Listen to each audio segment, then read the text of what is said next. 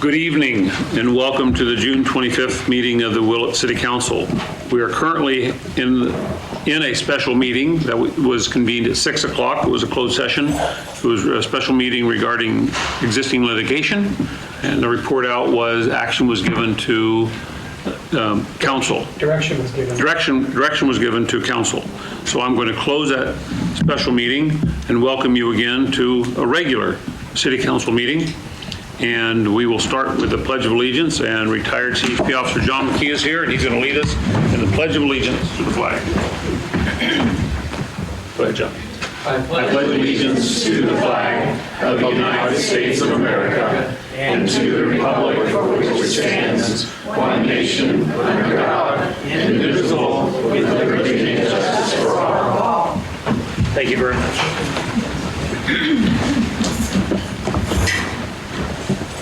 Councilmember Burton, Present. Gonzalez, Present. Stransky, Yes. Alaniz, Here. Oh, Almond. here. Sorry about that.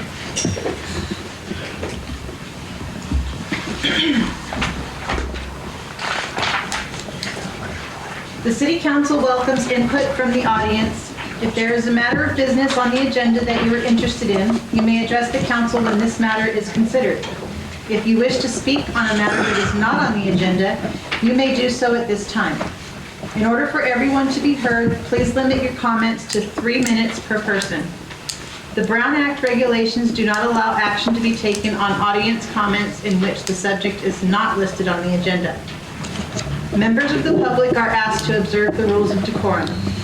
While the City Council welcomes public criticism of policies, procedures, programs, or services of the agency, behavior that disrupts, disturbs, impedes, or renders infeasible the orderly conduct of the meeting, and that includes but is not limited to the use of profanity, slurs, yelling from the audience, threatening remarks, physically threatening conduct, or physical or verbal displays of disrespect will not be tolerated, and the individual will be removed immediately. Is there anyone for public communication? The podium. Nikki had her hand up first. You're second. Okay.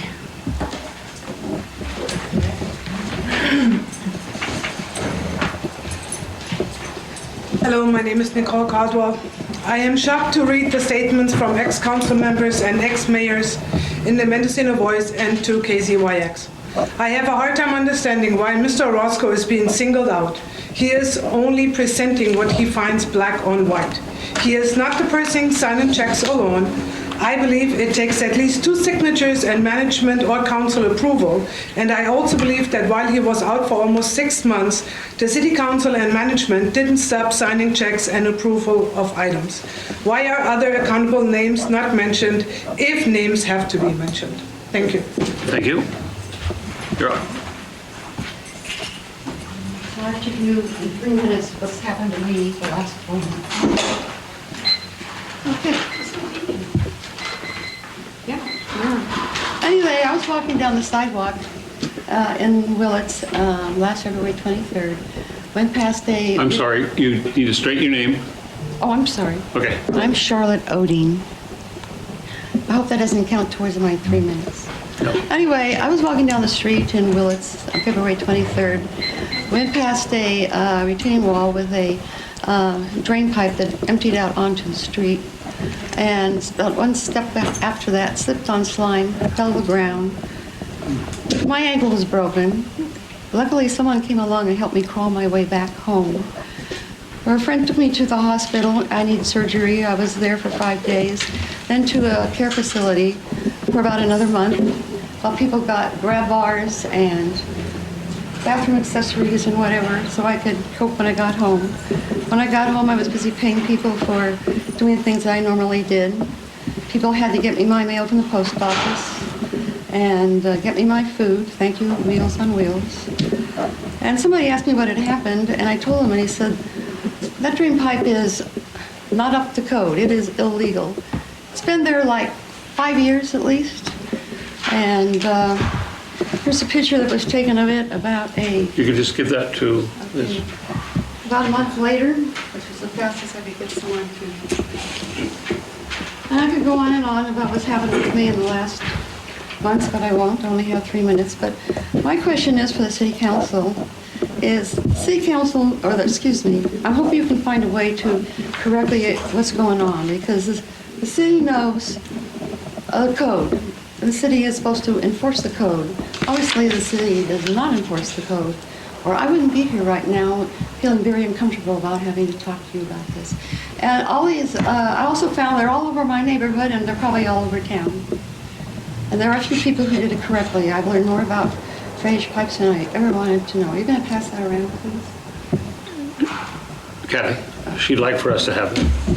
I was going to give it to Doris. So I would hope that you could maybe find corrections to this problem. Maybe they need more employees. Maybe they need a drone like Sonoma County has to check on codes. Maybe they need to get out and walk neighborhoods, because you can see a lot more down on the sidewalk than elsewhere. So nobody else has to do what I've done. Sharpened tear and physical therapy, and my ankle will never be the same. And I don't want to see anyone else go through that. And the other thing I thought you might check was with, he looks really a natty, so he may be the city attorney. I don't know. Is there liability for us? You know, the city has a claim form that's available for you, and you could fill that out and submit it. Well, that's one thing too. When I've tried to contact the city, I've gotten very little information. I kind of got the impression that if I go away, because they don't know me so mean. I'm sure that form will be provided for you. Thank you. Thank you. So I could tell you a lot more, but I don't want to give up beyond my minutes, because I bet you I'd go off 5 minutes. Well, I want to thank you for coming in. I'm very sorry for what happened. Can you tell me what intersection this is? It's on Mill Creek Court. Mill Creek Court, thank you. Okay. It's been there at least 5 years. It was put in by a professional landscaper. I should have known. Okay. Thank you very much. Thank you. Thank you. Ms. O'Dean, can I take a copy? Is there anybody else who would like to? Sabrina, by all means. Welcome.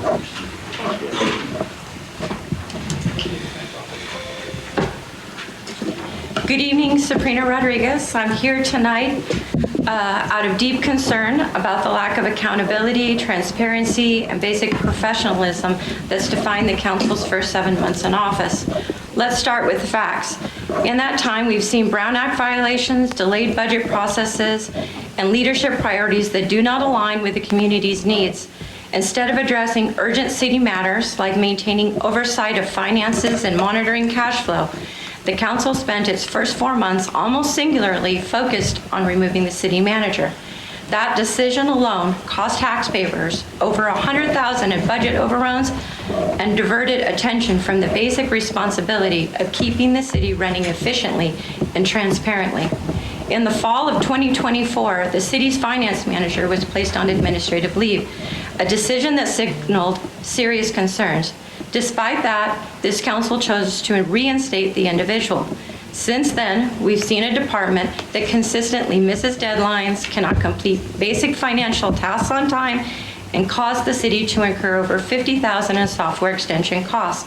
Simply, these things weren't done the way they should have been. The finance manager's credibility is a very serious question, not only because of administrative failures, but because of a reported abuse of authority related to misconduct at the firehouse. This should have raised immediate red flags. Instead, the council chose to reinstate without transparency, accountability, or public explanation. At public meetings, the finance manager routinely responds to basic critical budget questions with, "I don't know." Financial documents are routinely missing, and worse, misinformation is sometimes shared publicly without fact-checking. That's not only unprofessional, it's an embarrassment to the city. The broader pattern is just as troubling. 2 regular council meetings on March 26th and 28th were canceled due to a so-called lack of subject matter. Measure K oversight meetings for January and February were never even placed on calendar.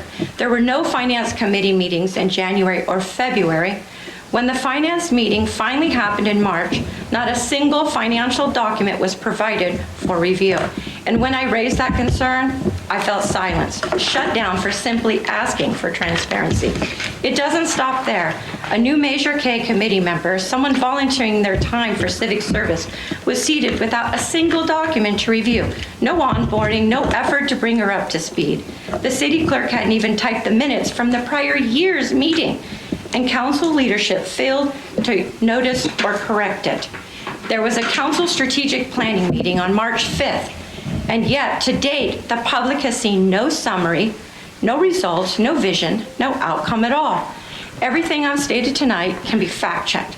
I've submitted more than a dozen public record requests and spent over 25 hours reviewing the city's financial information. I'm not speculating. I'm not repeating secondhand stories. I'm doing the work. And quite frankly, I expect the same from others. Council members, you have a responsibility to speak and act from a foundation of facts. It's not enough to rely on secondhand information or unverified claims. When public statements are made without evidence, especially those that sow fear, imply misappropriation, or appear retaliatory, they cause real damage to public trust and the city's credibility. Ms. Rodriguez, your time is up. Thank you. This community deserves leadership. Thank you. Thank you very much. Thank you for starting today. Is there anybody else who would like to speak of anything which is not on the agenda? Madge, welcome.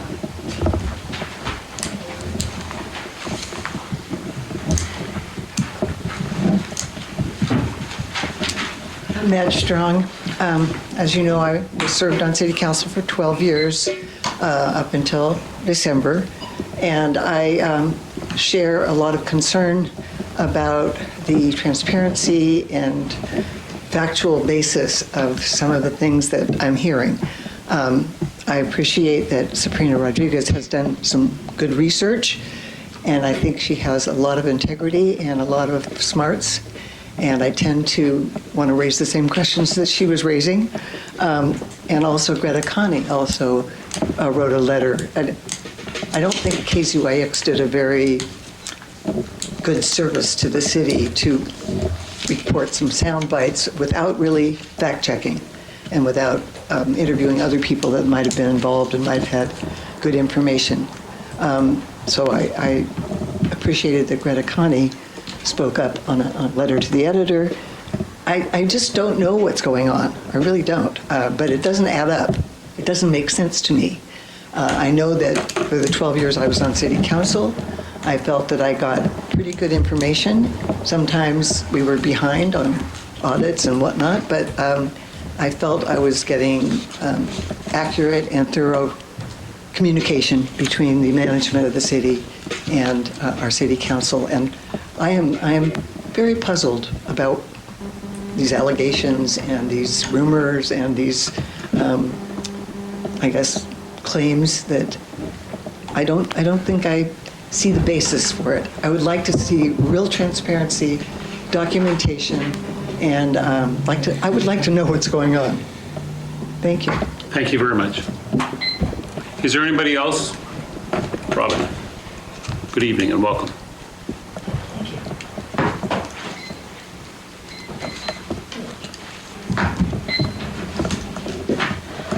My name is Robin Leeler. I am amazed at the toxic atmosphere coming around all this. I went back and I was pretty disturbed by Greta's letter also. She read it to us at the Finance Committee meeting. I went back and read the article that she was referring to. And it opens with a really alarming sentence that we are $3 million in the hole. But if you read the whole article, I believe this misunderstanding is coming from a misreading of the article, because once it presented the problem, she went on point by point and in the article and told what the city was doing about it, why they were acting, how they were acting. And it sounded really good. The money has been, it wasn't necessarily mismanagement. It was a matter of getting the accounts straight while we were trying to reconcile two different accounting systems. There was a lot that I could say about the city manager myself from personal experience and speaking to most of the department heads and some of the staff of this city.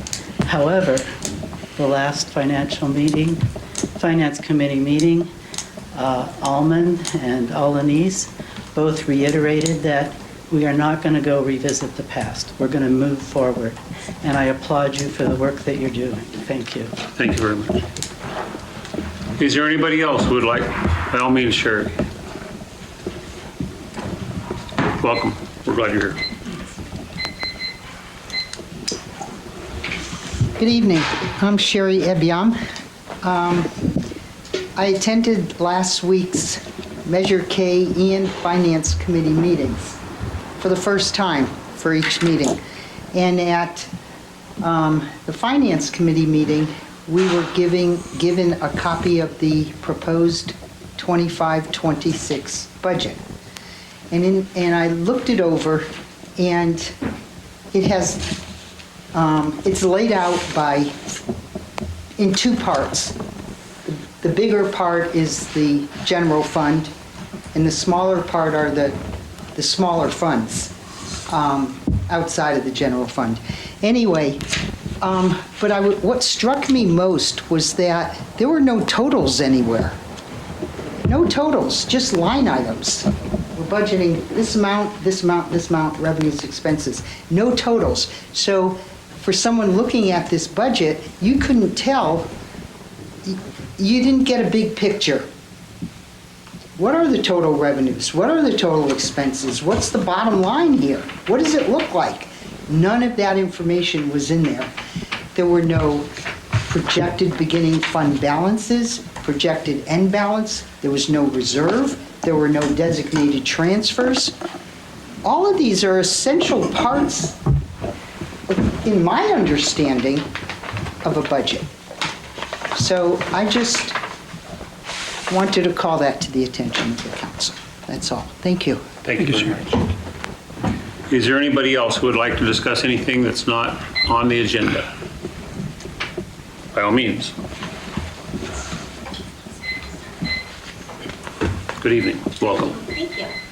My name is Sarah. I'm a Willits resident, and I have been trying to navigate your guys' food ordinance for vendors here in Willits, and I'm just wondering if there's any new updates, how I can get involved, advocate, and feed Willits with my food trailer.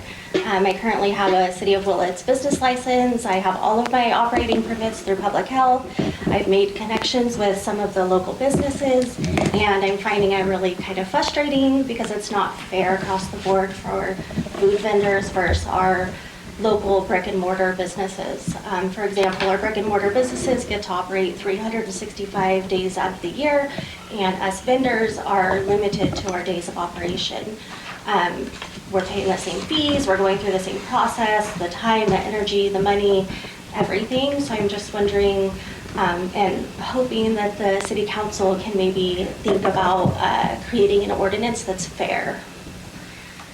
So while you're there, Sarah, let me just ask Dusty, do we have a date of our next food vendors ad hoc meeting? We've met twice, and we plan on a meeting. We do not have another date set, and I think, Sarah, you've been talking to our senior city planner, Sweeta, so we have your information, and we can certainly keep you updated as to the next meeting. And then, Mayor, did we want to report out to the full council on our last conversation with the neighborhood around? I have no problem with that. I mean, it's sure, because we talked about an ad hoc meeting, and then we can put it on the meeting in July's agenda to discuss it. But what we talked about, Sarah, is to have to try Food Truck Friday for the summer at Rec Grove, and we haven't had a public meeting on it yet, of the city ordinance yet, and we've had an ad hoc meeting where the people who did show up were very much against food trucks at Snyder Park. And we're trying to figure out a way to make it work for everybody, where it works for food truck vendors as well as brick and mortar. Absolutely. And that's been frustrating too, because I feel extremely limited to have to join an event or, you know, be part of a special something that's happening in Willits. Like, I get it. I don't think anybody can live off of the amount of days that a food vendor is allowed to vend. And I went through all of the special things that I've had to do to come into I get compliance. it. So I'm hoping that you guys can reconsider that ordinance of the amount of days that we're allowed to vend, and it could be more fair. I've been trying to deal with local businesses. I have 2 of them that's a brick and mortar that I would like to rent from them and operate. Okay. And I would like that time to be able to pop up when I need to, you know, throughout the year. All right, thank you. And they have your phone number, so we will get in touch with you at the next, when the meeting is scheduled. Great, Thank you very much. Is there anybody else? Is there anybody else who would like to talk about anything which is not on the agenda? Okay, and moving on, Dolores, I'll take this one. Public Matters with 3rd District Supervisor John Haschak. He's a busy man. If he shows up tonight, we might go back to when he shows up. He's a busy man. He did provide a written report, which is on the online minutes, or not minutes, but the agenda. So next, we have the Little Lake Fire District monthly update, and the fire chief is here. Chief, welcome. Thank you. How's everybody doing? Good. Good. Ready for the 4th? Yes. Yeah. So quick around the firehouse, we're still in the process of finishing our state mandated inspections. All we have left is the apartment complexes. We're about a quarter way through there. It's kind of difficult. We sent out a ton of letters to the apartment owners. We haven't received anything back. So my plan is to kind of do the inspections and shoot the letters off, and hopefully we get some kind of communication stream open with them so we can complete our mandated inspections. The tablet command, kind of hit on that a while back. That's been installed in all of our fleet. It's a emergency response tool to allow for real-time updates on when the engines are coming into the scene. As the incident commander, it really helps when you know where your guys are at. You could assign them different spots. We've been working with the City of Willits Building Department and Phil from Code Enforcement on new business licenses that are coming in, and also the vacant building inspections. So I'd like to thank Davey and Phil and the City of Willits maintenance crew for assisting with securing these vacant buildings, the old Printing Plus and the Masonic Temple. We'll do the vacant building inspections. They're all clear. We kind of went back the other day, and there's a lot of debris in there. The city did a real good job on securing that, and that just reduces all the fire load. And I mean, if those catch on fire with added fire load, you got a lot of exposures in the city.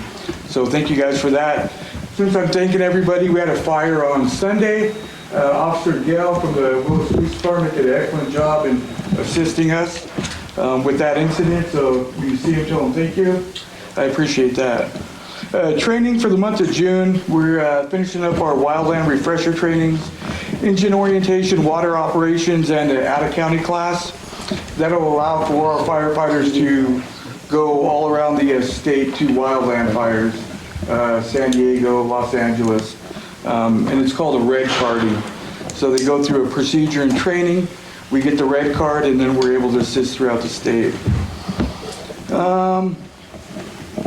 For the EMTs, we did the basic first aid, patient packaging. It's an EMT refresher we do every Wednesday, first of the month. That was on patient assessment, obtaining vitals, blood pressure, heart rate, O2 levels, and O2 admin. And we're currently at 313 calls for service. Informational, I hit this all the time, and I'll keep doing it until we kind of get it. But with the fire season upon us, the importance of the visible addresses, those green reflective ones, please, please, please get those if you don't have those. Also, you could go to the Mendocino Fire Safe Council website, or www.readyforwildfire.org. That was the CAL FIRE website, and that's talks about home hardening, how to protect your home in an event of a wildfire. And they'll talk about cleaning gutters and roofs, keeping vegetation down so it don't impact the siding. And it sounds like the number one cause is ember casts that catch these homes on fire, go into the gutters, the attic, and stuff like that. So everybody have a safe and happy 4th of July, and thank you for having me. Chief, can you look right at Glenn and the camera there and tell everybody about fireworks and the 4th of July, which is in 9 days? Yeah, we don't allow fireworks in the city. It's dry right now, very dangerous. I mean, I hear them going off every now and then. The ones that cast up could act like embers, sparking in the gutters in the homes. Brookfield area, we're in the WUI environment, which is a wildland-urban interface. So we're abutting wildland and super dangerous, so please don't do it. And in the county, all fireworks were illegal also. Yes. Chief, have you guys finished all your weed abatement? The weed abatement we pass on to Phil. We'll work with Phil in the city. If he sees something or I see something, we'll let Phil know. And he usually writes a letter and takes care of that for us. It's looking pretty good, though. Okay. Phil is a code enforcement officer. Yeah. Any questions for the fire chief? Okay, Chief, thank you very much. We hope you have a safe 4th of July. You guys do. Thank you. Thank you. Okay, we're moving on to the consent calendar. We have 2 items on the consent calendar. We have City Council meeting from June 11th, and we have an adoption of a resolution for the professional service agreement for the creation and installation of 2 murals in the amount of $26,059. Is there anybody who would like to make a motion on this consent calendar? I actually like to pull the adoption of the resolution. Okay. So we will pull B as in boy, and we will, is there anybody who would like to make a motion on A as in Adam? I will. So we have a motion. Is there any public comment on the, by all means?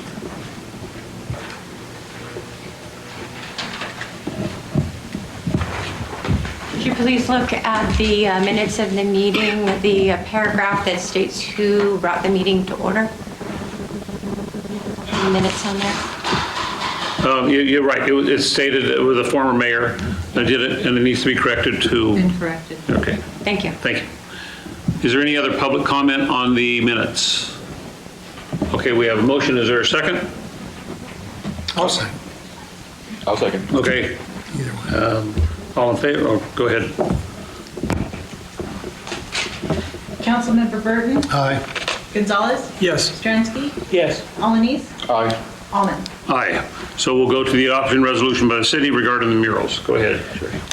Mostly, I think, Dusty, you presented this before, and I just thought there's some other folks in the audience and for the public that we do have funding from this, from the grant for the murals. Is that correct? Yeah, we do. It's fully paid for by the Green California grant.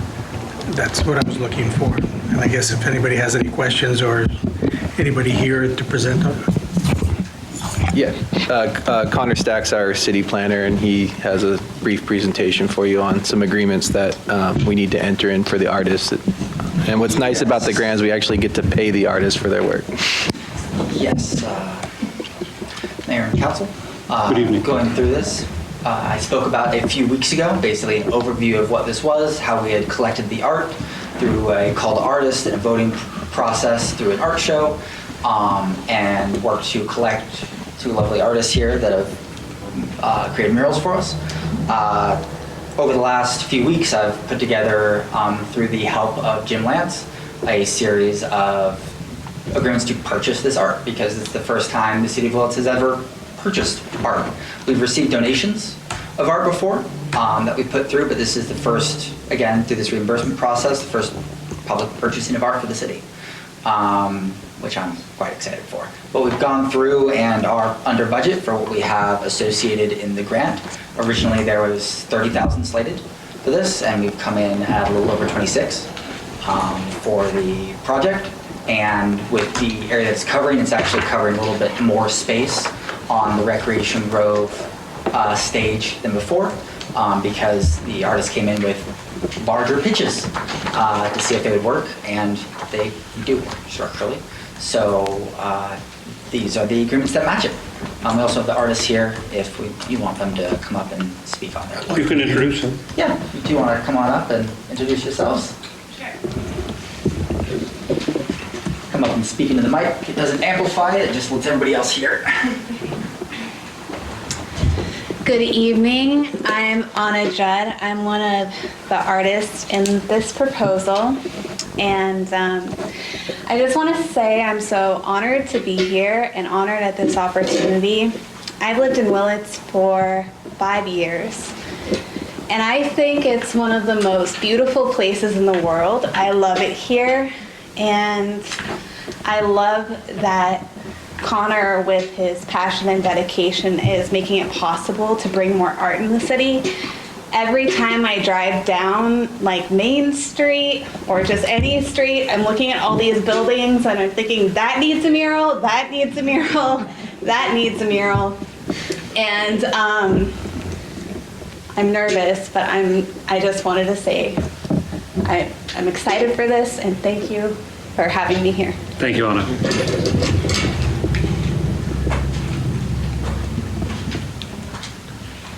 Hello, I'm Jen Procacci, and I'm the other muralist for this project. I just want to say... Which mural was yours? Mine was birdsong, so it's mountains with like some conifers and birds in the background, inspired by the beauty of our area, as Anna spoke of. And I just want to say that public art is so incredible. It elevates cities in a really amazing way when you remove the barriers between like class and socioeconomic status and allow all members of the public to access art. So I think this is really going to elevate Willits, and I'm very honored to be a part of it. So thank you. Thank you, Jennifer. Thank you for the explanation, and I'll tell you, I took a tour up in Eureka, and they had used murals in some of their alleys, some of their businesses to kind of dress up areas that may look blighted. And I had heard from Connor, I think at the previous meeting, that you guys are going to treat the murals with something that makes it easy to clean up if they're vandalized. Absolutely.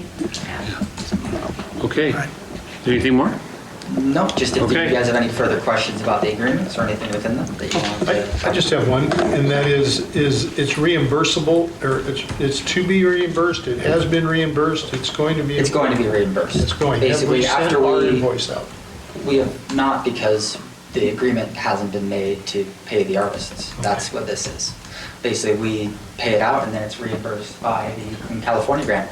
So after we do this, and it's signed and we're ready and good to go, then we'll pay the artists and then we'll pay them again when they finish the art. It's 50% down and 50% to sort of help with the collection of all the supplies and such, and then another 50% when the art is full and complete, and that will all be reimbursed through the Clean California grant. Thank you. I think Madge had a question. Matt, by all means.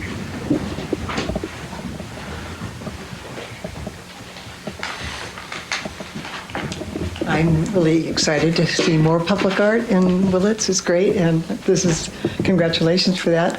I just wanted to mention that we have a whole big mural on the K-rails at the corner of West Commercial and Main Street, and it was all done by volunteers.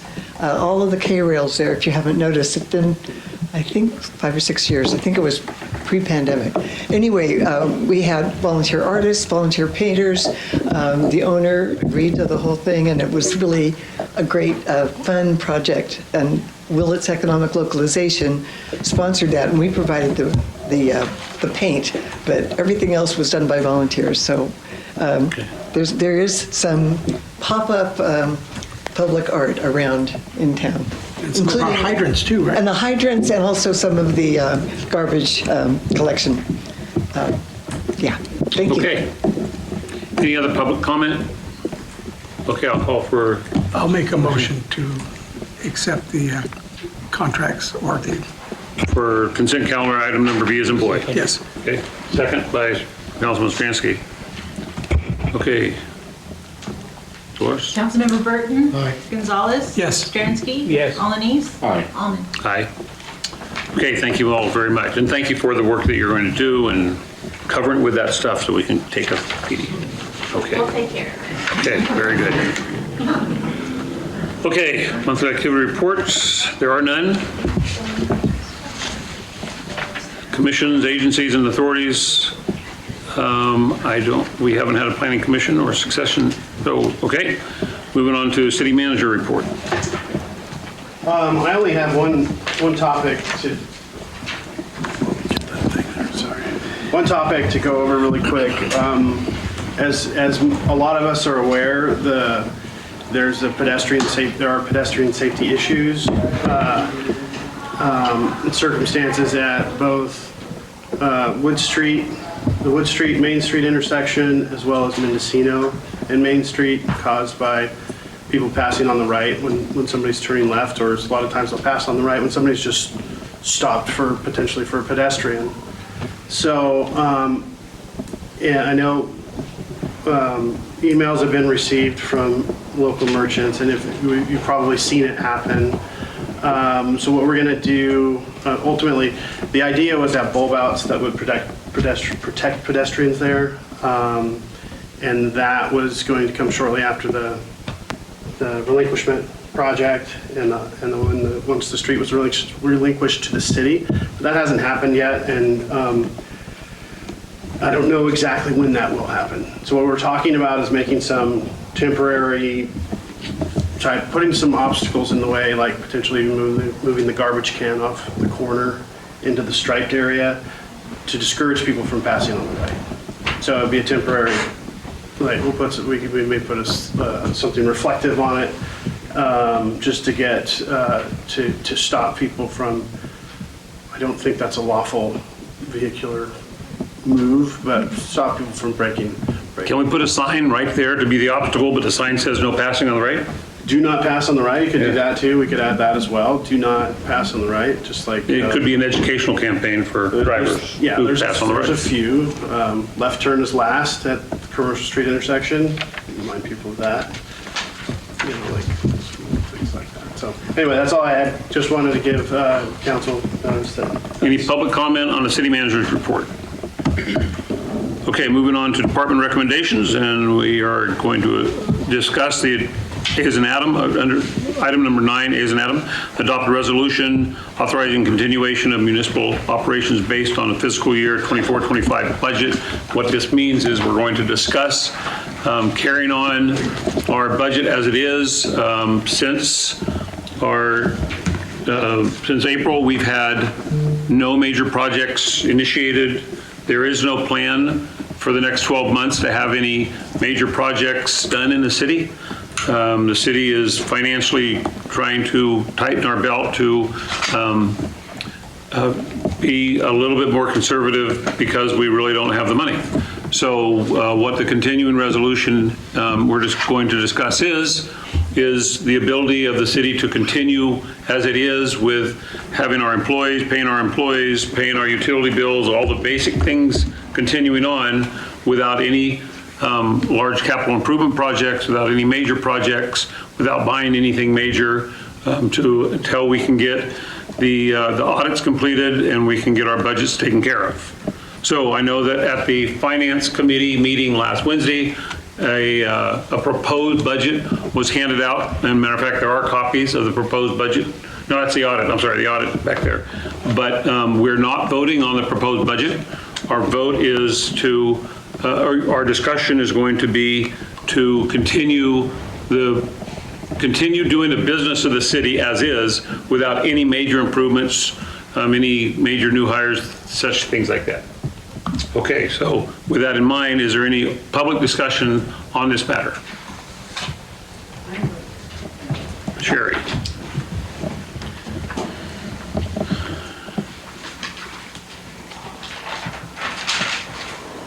So Mike, I have a question. So to have the intention of continuing to do business as is without, I guess that worries me, without having a picture of what 24-25 looks like. I don't know, I somehow that those two they don't gel in my head, to continue as is without knowing what the as is. So Sherry, it's a legal process where we actually don't initiate a new budget. We continue with the old budget. It's done in school districts and government. It basically says we still need to work on our homework. We're going to continue, but we're not going to be buying anything. We're not going to be putting in for anything that wasn't in the original budget. And even then, some things that were capital projects we're probably going to hold off on till we know where we're at. So it's kind of a freeze in time and just pay the regular bills. It's kind of like at home, you wouldn't go out and buy a new car, but you would basically still pay your PG&E and go to Safeway and get food money, but that's, or food, but that's all you're going to do. A maintenance budget is what it's going to be until we can get to the bottom of where we're at. And with that same train of thought, I'm wondering if it's also, if it might be wise to at least look at places in the 24-25 budget that could be reduced. Yes. As opposed to just rolling. Because if there are things that haven't been bought yet, that's where Rod's basically said we're not buying things right now. If it hasn't been bought yet, then we're going to look at it as to why it hasn't been, and that's really the intent of this. Or services or positions or, I mean, it seems to me anything would be fair game. Yeah. Yeah. It is. So the city budget, I mean, thank you very much. Thank you. So the city budget that last year's city council approved, we're going to continue on that with the exception of no large projects, no large expenditures. So, Rod. Well, I just want to also share with everyone there that in addition to, the money, we have to know the money, of course, but, we don't always know the money until the budget itself is organized in a way that gives us useful information. So having a bunch of numbers in front of us with long lists of numbers isn't always necessary. We can say, well, it's all there, it's all black and white, but that doesn't really mean anything to us if we're not matching the ins and the outs in our projects with what we want. So some of that work is also going to be done before we can pass a budget. It's not just a matter of, what the pluses and minuses are, whether we use black or the red. But it's also an issue of making sure that we organize it in a way that is both useful and relevant to what we're looking for and what we're keeping track of. So that's why I thought taking a few extra weeks and months to get the budget right, instead of just, coming up with some idea that is based on not incomplete information, is warranted. So, but I think I share your concern, because I have a hesitation about the words continuing resolution. That kind of means something else. So I appreciate your question and Tom's clarity on what that means. Wait, hold on. The city manager had one. I was going to ask you a question. So, Rod, we're going to have to do this every month until we pass a budget. Is that correct? Yeah, I believe the term is 30 days. Yeah. Correct that. So yeah, it'll have to be the next month. Will be the same thing, and then maybe this is on. When we say continuing the budget, that doesn't necessarily mean we're going to continue to. It's for essential services, right? It's a continuation of expenditures. Right. But the resolution allows the city to keep operating and to pay bills as they are due. Until such time as we have a new budget to replace the existing budget. Right, to keep the lights on, essentially. But we do have to take a close look at the general fund budget, as you know, having been at the Measure K committee meeting and at the Finance committee meeting, and figure out with respect to the general fund, how do we get through the next month? How do we get through the next 6 months? Because typically that's what we talked about, having a percentage in reserve. The purpose is to be able to handle the general fund expenses for the latter part of the year until the major or the largest source of revenue comes in, which is property taxes, which is like usually in June. We'll have sales tax revenue coming in throughout.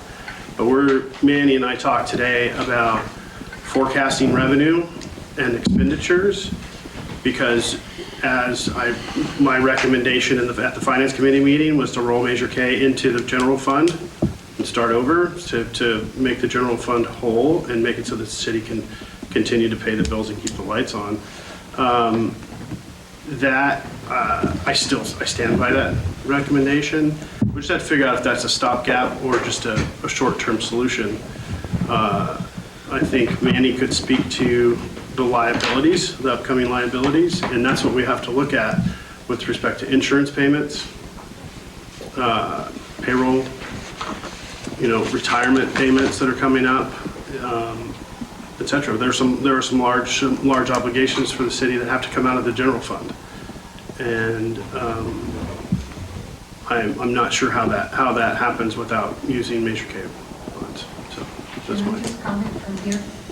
No, because there needs to be a microphone for the camera. Oh, okay.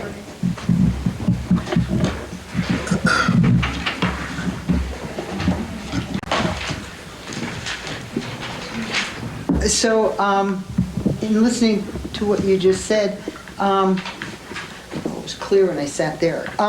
Structural I think it's so essential, though, to try to identify the structural deficits. And I think the council is aware of that, because to go from what seemed like a good position to where we are now, there's a lot in between, and to identify how did that happen? I think that's the projection aspect, right? We've spent a lot of time trying to figure out how we got here, and we've tabled that, and we're trying to figure out how to keep going, right? If that makes sense, right? How to the trajectory for the fund balance has been at a downward angle, and we want to change that. So we have to figure out how to go from this point forward, knowing liabilities, upcoming obligations, and what the expected revenue is for the next 3 months. We have to look at it at that level. And I know there's a difference between having deficits due to one-time costs versus deficits due to just spending too much on certain one-time expenses. Yeah, absolutely, and I think it leads to another point. When you think about Major K, it sunsets in 2030. Is that? Yeah. So it's not a forever. It's not. Of course, there could be another major after that or between now and then, but that's not a ongoing tax major. Right. And I'm not sure if I was clear what I just said about, so, for example, with salaries, those are ongoing, right? And is it because that the city can't meet the essential services costs? Is that the problem? Or is it because there were these over-the-top one-time expenses? And to be able to delineate what the source is? That's a fair question, and we're going to have a discussion tonight. Okay. Okay, good. Thank you. Anybody else who would like to do public comment? Sabrina.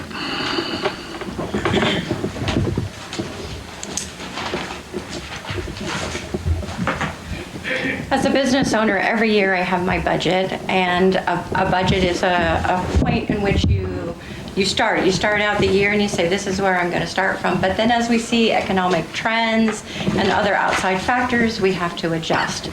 So when the budget was built for 24, 25, we were at that moment in time last summer when we built the budget.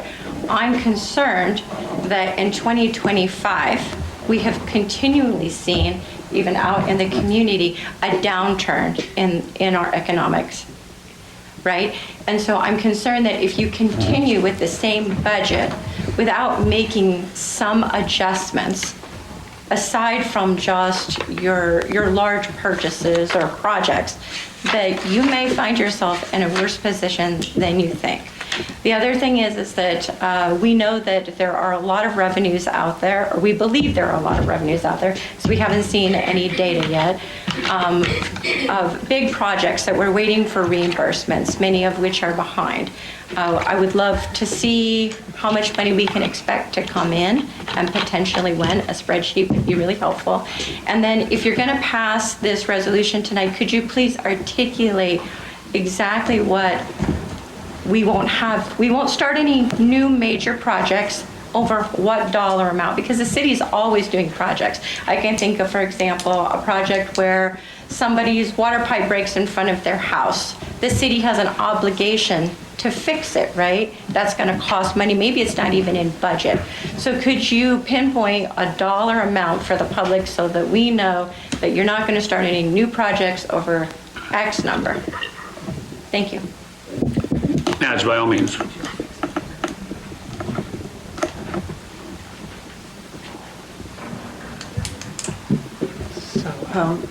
I guess my main question is, you're going to continue with bare bones necessary expenses as a continuing resolution.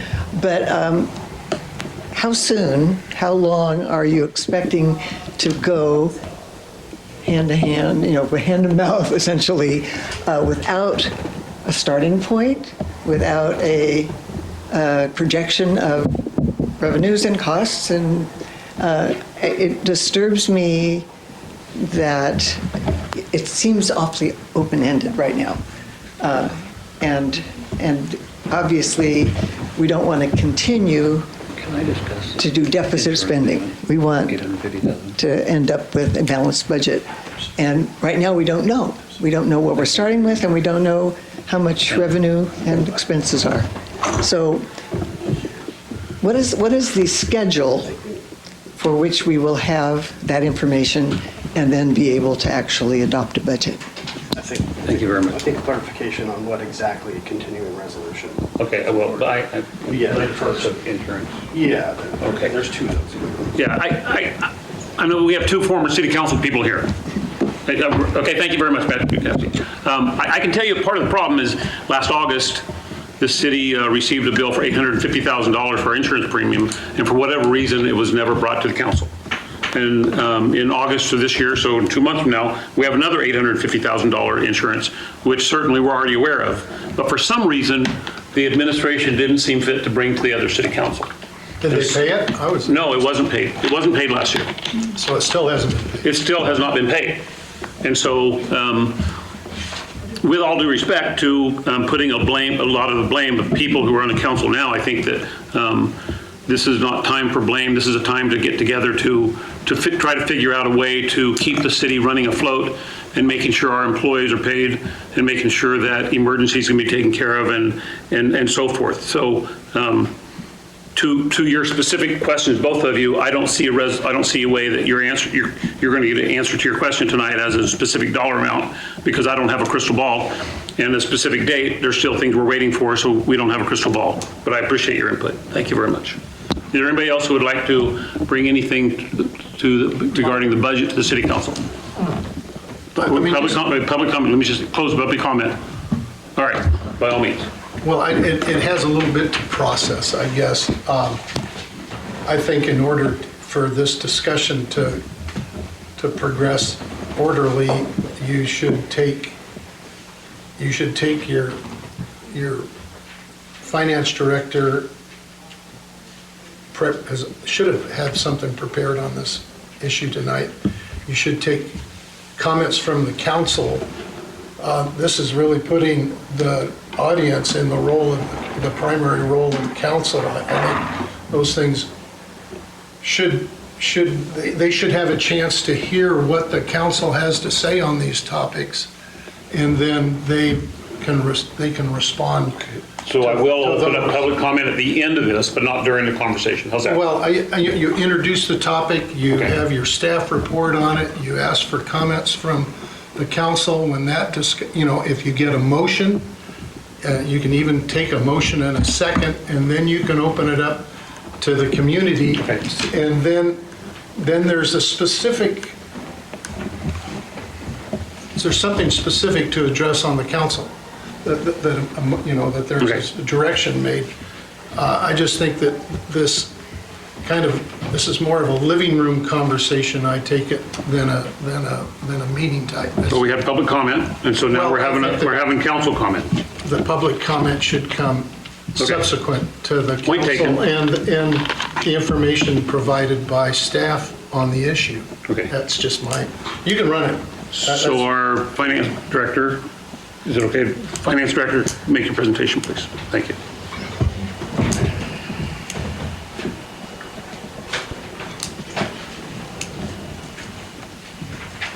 So again, this is a continuing resolution.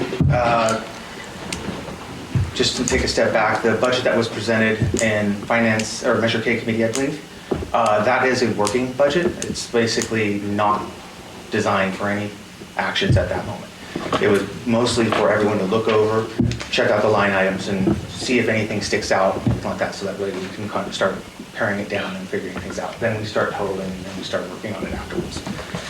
So that was the original reason for that particular budget. As for now, this continuing resolution is just to keep the lights on and keep the lights going. As it stands right now, we have approximately 2.8 million in revenue that has been billed out and we're waiting on. It's just been billed out recently. MCOG is 600,000, Rails with Trails is 14. Say that slowly, please. Okay. MCOG has 600,000. Rails with Trails has 1.2 with another 230,000, 240,000 to be billed out soon. 1.2 what? 1.2 million. Million. Yeah. Caltrans SB1 has a $400,000 amount that's going to be billed, or has already been billed. Can you clarify what has been billed and what's, I believe. no, not what we believe it Oh, should? sorry, 1.2 million for Rails with Trails has been billed. MCOG, the 600,000 has been billed. Caltrans SB1 has been billed. Clean California, 168,000 has been billed. The FAA, 150,000 has been billed, and that's a fairly old one, so we're still working on them, calling them up and finding out what's going on with that billing. Parks and Recs grant, 87,000 has been billed. Can you clarify, please? The MCOG is 600,000 and pavement preservation is 400,000. I thought it was 400,000. 400,000. Pavement 200,000. preservation and 200,000 MCOG. Yeah. So it's 600,000, not a million. Yeah. Okay. Thank you. I just wanted, you said 600,000 MCOG and 400,000 pavement preservation, or SB1, and that's, SB1 is 400,000 for Caltrans. The Right. MCOG should be just over 200,000. right, it's like 220 or. There's 600,000 in that In total. fund. Yeah. But we're billing out like 220,000 against the 600,000 that's in that fund. Okay. So those were in the table, sorry. Those were in the table that was provided at the Finance Committee meeting, showed these prospective revenues, but it didn't, I don't think it quite got to the 1.2 million. Also, be clear on 1.2 million, the rail trail project goes to the general fund, pavement preservation, and MCOG goes to streets, so separate, half cent sales tax would be one, the transportation tax fund. Yeah.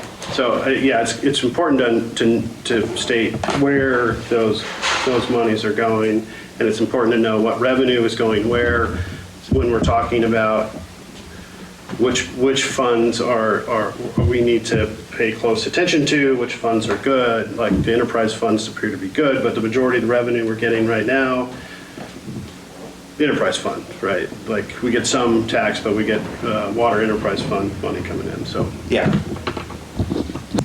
Okay. Matt, anything else? Other than that, when we're taking a look at it from the perspective of the monthly billings and everything, we have two separate versions of funds. One is our large sums that happen within the year. So like the wastewater charge happens within the year. It's a large sum, 3.2 million per year. TOT and other fees trickle in throughout the year, and that's about 1.13 million. Property tax and other things like RPTTF funds, residual distributions, MVLF, all those little things, they come up to about 1.3 million. Outside of that, we get a monthly allocation every month of water billing, which is 288, 121 in sales tax. Measure K is around like 117,000, and transportation tax is around like 96,000. So all in all, we get about 624,000 a month, and then we have our large allocations that come in on a basis, and we have to make sure that that money carries over in the months when we're lean So that way we cover about an average expense of around $900,000 A month. a month. On operations, just keeping the lights on and everything like that. What did you say the transit occupancy tax was again? I didn't have that spelled out here, but I think it's around 600,000. I'd have to take a look. Well, the budget for, I'd have to take a look. unaudited budget for 23-24 was 370. The adopted budget was 470. The estimated annual proposed is 300. So yeah, I think it's, these numbers don't, unfortunately, you would think that they, or this would be the same from the 24-25 budget and the proposed 25-26 budget for the preceding years, but they're not. But TOT tax is not $600,000 a year. It's less than that. And then on top of that, we give 25% or 15. 15. Yeah. So chamber. You know, we need to get, you need to give us the right numbers.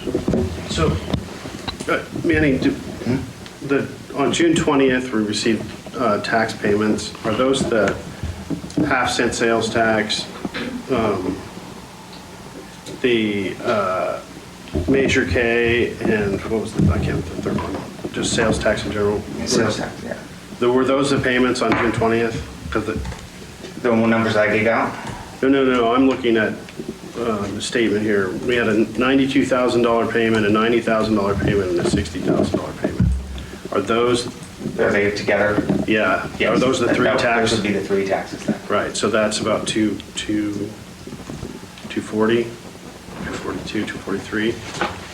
So a little bit lower than I think we had anticipated. So I just want to add some context to what we're talking about. Yeah. Some real numbers, like, and when they're coming in, third week of the month, it's a couple $100,000, let's go say it's going to be 250, and we'll see it next month. I mean, I think if you look at, again, at the budget on sales tax general, in the budget that the previous council was given for 24-25, just in sales tax general, let's just look at that for a second. It was, the actual is written at $2,072,000. The actual for 21-22, the actual unaudited for 22-23 was 1,525. They budgeted 1.9 in this budget. You budgeted to spend 1.9 of when the previous year was 1.5, and the proposed 24-25 was 1.6. Now, the estimated annual for 24-25 was 1.3 against the higher number, and the proposal to spend in this budget that you distributed was for 1.4. So I think we all know that, I mean, you told us a month ago that sales tax has been ebbing away at 7% a year or 3% a year. But anyway, it's going down. It seems like, as was brought up earlier, without reflecting that sales tax, whether it comes to the general fund, I mean, comes through just as general revenues, or it comes through the half-cent sales tax, or it comes from Measure K, those are all going to be off. And doing a budget going forward based on general fund revenue being flat, I think is, as someone said earlier, is just, it's overly optimistic. I think we've got to look, I mean, I think we need a complete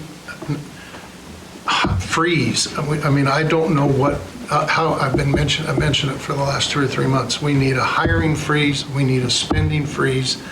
We need to develop a budget that anticipates a 15% reduction in revenues or something.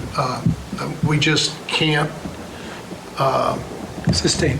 We can't just come to each one of these meetings and kick the can down the road to the next meeting. We need to take some definitive action to me, and that is, not replacing, employees that have departed from us from what other way, certainly not hiring any new employees.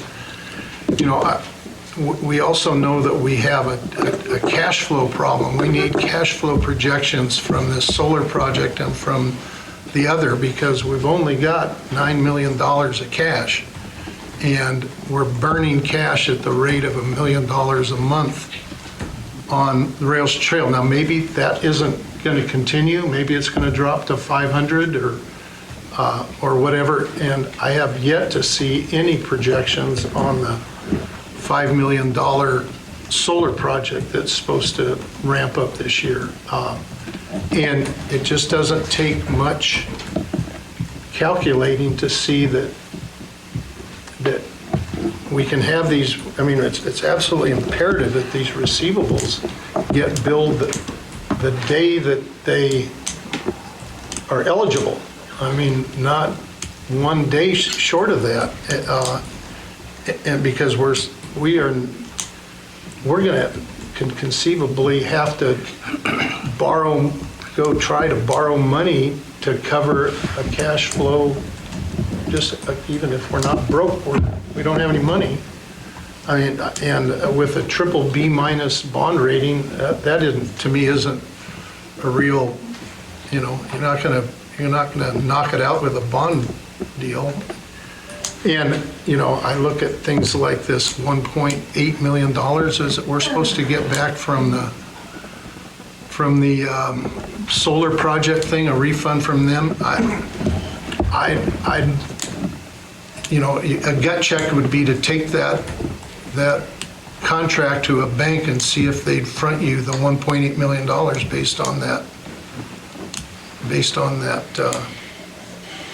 promise. So I think that we need, I'm not sure I can support, I don't know what else we do. I mean, we got to keep paying, we got to keep making payroll, but we've got to come to a flying stop on everything else, in my opinion. And we need to do it in a formal, it's not, hey, we're going to try and do our best, we're going to cut back and we're going to not spend money. I mean, Walter's going to be upset, Scott's going to be upset, Rod's going to be upset, but we got to rein this sucker in. Well, I don't have a problem until you start thinking about critical structures such as a wastewater or such as our freshwater supply or the police department. And so what I know the county has done in the past is they've done a hiring freeze, but every potential critical function needs to be filled actually comes in front of the Board of Supervisors. And they discuss it right there. Because there are critical functions that, while every job we have is critical, there are super critical functions, and I'll use wastewater for example. If we had a vacancy at the wastewater, you would hear me fighting to fill it because we have to have it. Well, I may agree with you, but we need to have that fight. I get it, I understand. Jerry.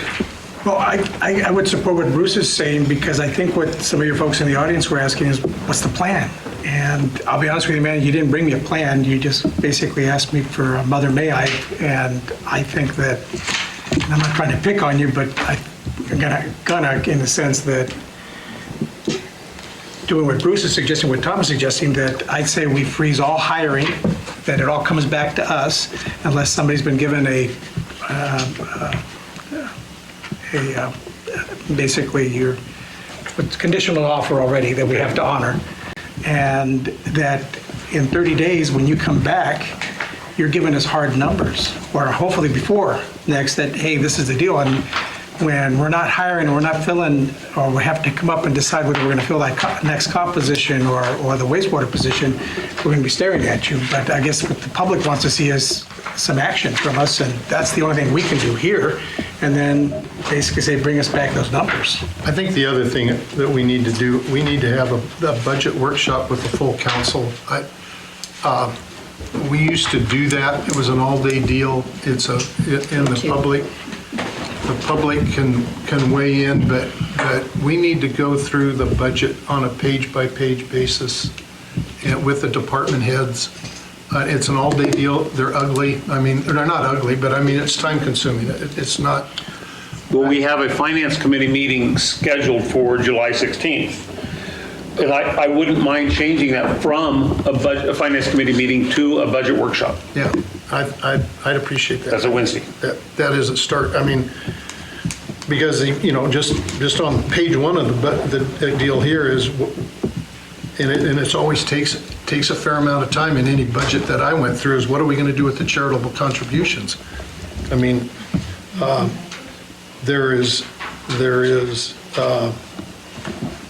it was left blank on this 25-26 thing, but in 23-24, we distributed $144,000. It's not going to happen this year. Yeah, no, and that was ARPA, I believe. And on proposed 24-25, it was $208,000. So, every one of them, quality support to the city of Willits, but what do we do with that? But we know we're not going to do it. I mean, we're not in a situation. We haven't talked about what Okay, so on July, I'm going to say that for July 16th, that we have a council public budget workshop. Does that work for you? Yeah, that works for me. I would, a couple things. After I'm done, Manny, I would like an update on, Manny could give everybody an update on the audit, the state of the audit for the 23-24 financials. Because part of not being able to pass the budget right now is we don't really know exactly where 24-25 started. Because if you look at the budget, the audit's obviously not done because it's still not done. So we don't know the fund balances at the beginning of 24-25, and they're not in the budget. I don't think they're approximated in the budget. I looked and looked, I couldn't find them.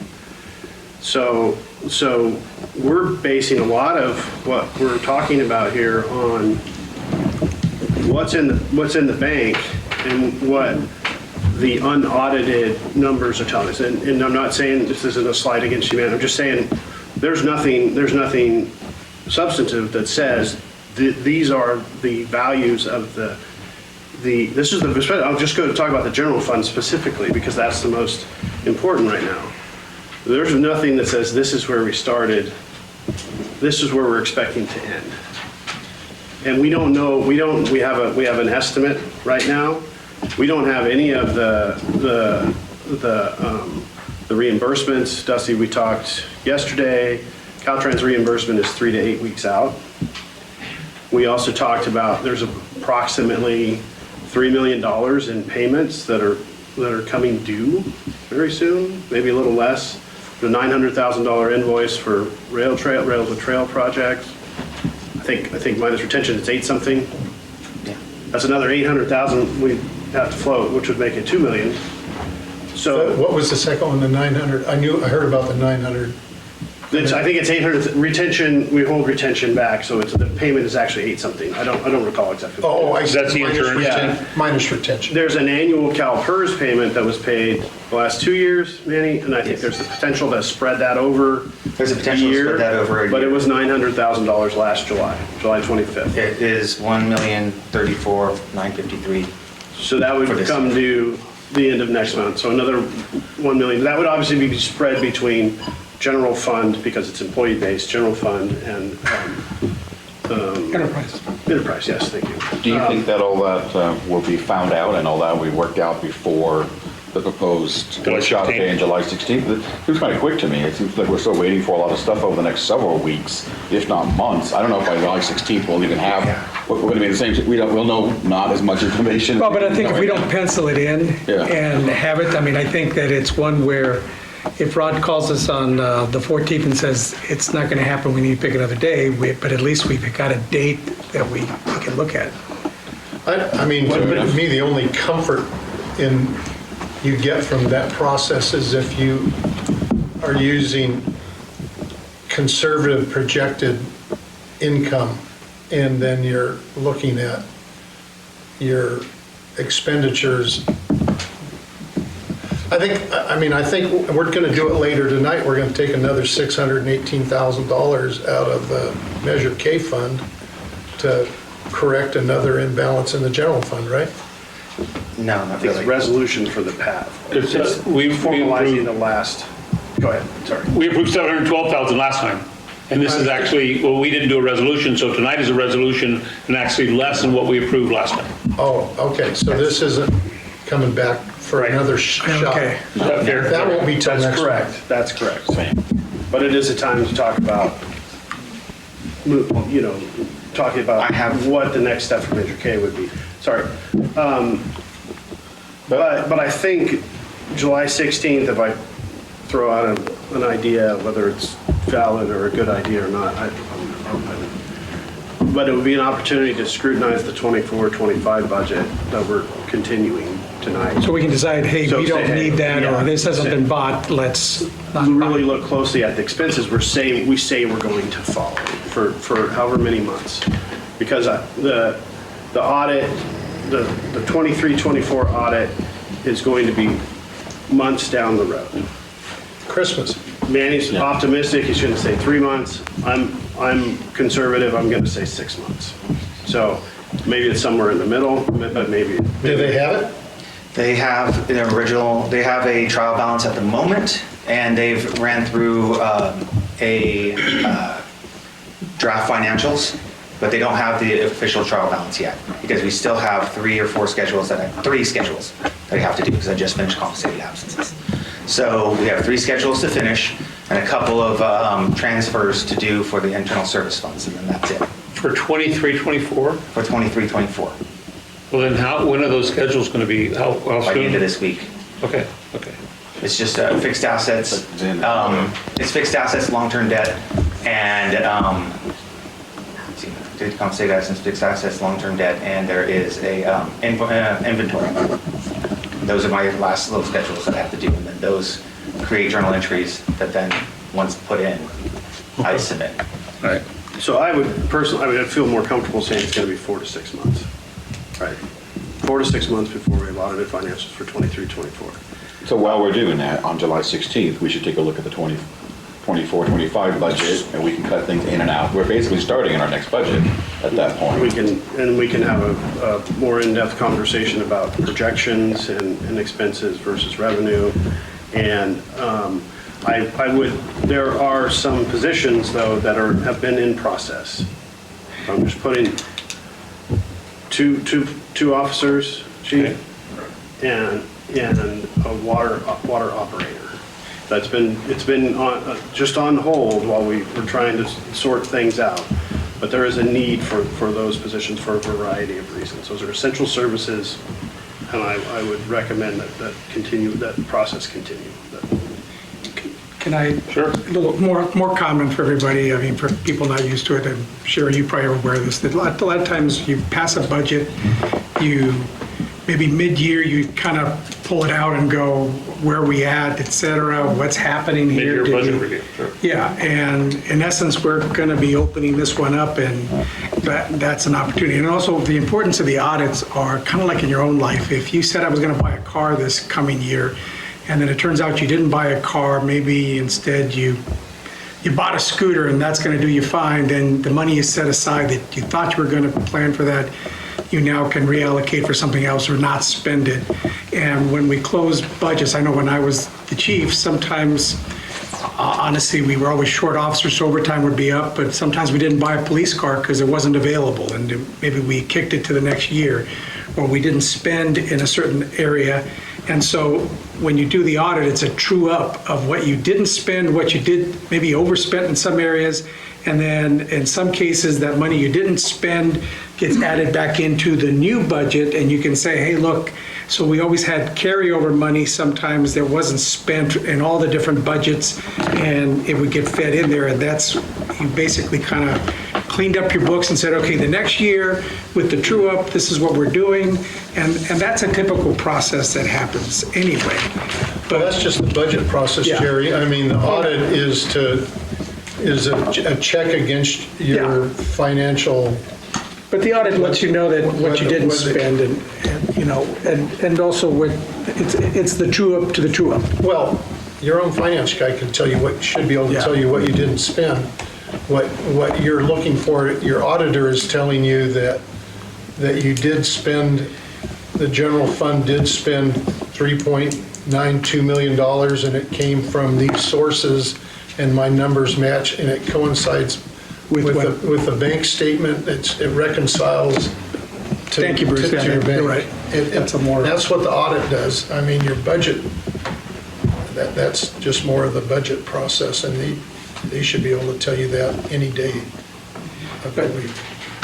So it sounds like on July 16th, during our finance committee, we're going to start that budget process conversation by reviewing the 24-25 budget. Audits will be done and turned in by then. We're waiting for that to come in. August won't be done. Well, no, they won't be done, but we'll have them Turned done in, on our drop end, and then outs. they'll be in their hands. Yeah. And then more cash flow information, right? We need to know more about that. And It won't be a finance committee, it's going to be a special meeting. city council meeting. Okay. For the whole Check it council. out. Okay. So we will have unaudited fund balances for all of the enterprise funds and for the general fund on July 16th. I guess that's a question or a comment. Yes. Yeah, I'll work towards that. Well, thank you. I mean, that's a, It's, I have all audit and also all budget, so there's minimal time in between. So it's a stretch, but. Well, I mean, if you have that information to supply to the auditors, that Yes. means you have the I have, information. yeah, And so you should be able to give it to us. If you can't give it to the auditors, then Yeah, I know. obviously you can't give it to us. But if you can give it to them, then it means you have it. yeah.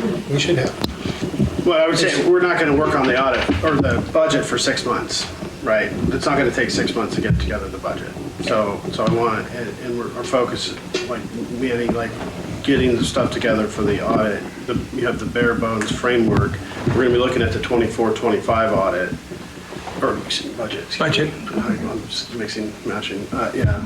But we're going to be looking at the 24-25 budget, and I'm going to recommend we look at the 17-18 budget and compare and contrast and look at information provided. Would it be too much, Rod, to ask the department heads in their budget line item to identify the man days or the man hours as to who they are and what their job is? Because one of the things in this budget is, in the format of, There's no FTEs, yeah, there's nothing full-time equivalents.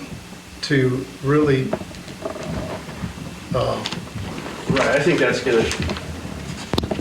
would come out of the worksheet, the model that Manny has put together that allocates positions to each fund. well, that's what I mean. So We're putting gonna- that on paper for that discussion would be important, yeah.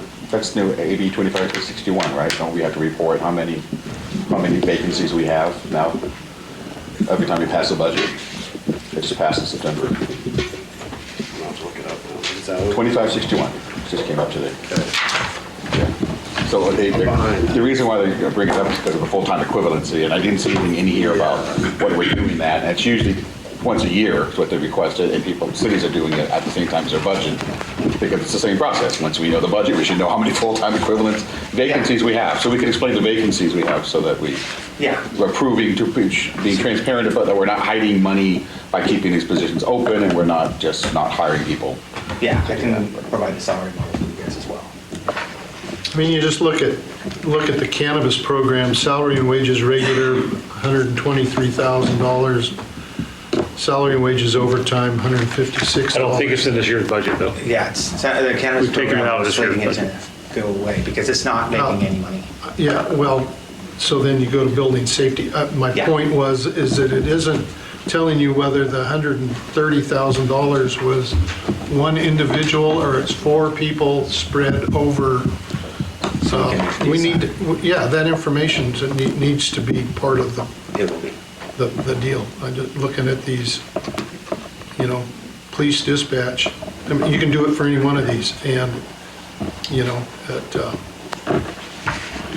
But the department head should have the responsibility of reporting to you what it is. I mean, yeah, that's what I think. It Yeah. always was, the department head, you Right. know, Jerry'd come over and say, well, you know, I got 11 off. It broke it out, so you could. so regarding the July 16th, I know that on July 17th, we have a Measure K meeting. And so one of my suggestions would be inviting all 3 Measure K advisors to a certain hour block of the budget meeting, so they don't have to spend, unless they want to spend all day there. But we have the Measure K meeting on the same day that we have the budget workshop, so everybody's aware of the Measure K request. So, just not to just keep going back to the same thing, but if you look at the fund balances for the enterprise funds, which I think are relatively reliable, you look at the successor agency amount, and that totals $7 million. So the remaining $2.5 million is general fund, Measure K, et cetera. So there's not $4.5 million in Measure K we're effectively, or have been effectively spending Measure K money Well, what do they say, money is fungible, or isn't fungible? I forget which way it goes, but you put, you know, it's like pouring 2 glasses of water together. Once you've done it, you really can't separate it, you know. So I think we have been dipping in, the fund balance that shows on the paper is not necessarily cash. Correct. And just so for the public transparency, what we've discussed is, this is because of our city manager who's on top of this, is looking back at the half-cent sales tax and Measure K and trying to make a plan to pay back monies which have been spent to, I'll use the word supplant our budget. Right. What a pleasant conversation. All right. So, Larry, you want to weigh in? Yep. Okay. Anything else? No, it just looks like we're not going to get the answers. Both the gentlemen brought up excellent points. They're not going to figure it out in 10 minutes here. We almost have to say yes now in order to get to the next Unless we level. want to meet tomorrow. I mean, we have to say yes by Monday. By Monday, yes. Yes. What happens if we don't? Well, I mean, the law is that we have to have something. So, I don't know. My turn? Yeah? Okay. Now, again, not a matter of blaming anybody or doing that. I mean, I think what we want to do is have a plan moving forward. And so in that respect, I would like to move the recommended action with a couple of things. Adopt the accompanying resolution authorizing continuance of our municipal operations budget based on fiscal year 2024, 2025 budget, with the understanding we're going to be relooking at this budget, and also that we, at least until we talk again, that unless we've given anybody a conditional job offer, that we not do any hires and no capital expenses. That's my motion. I'm not going to support that because of the wastewater and the police department. I just said if we've given, Well, I don't know if conditional job offers have been given though. if they have, that means they're in transit, and we will meet again on the 16th, so that's not going to be killing us too much to do that. Okay. The backgrounds, as you know, take a long time. Take a long so- time. So if we've gotten to the point where we've given a conditional offer to somebody, then we're already in transit. Well, in transit and a job offer are 2 different things. Okay. Your motion is job offer. Okay, well, job offer. Okay. So we have a motion on the table.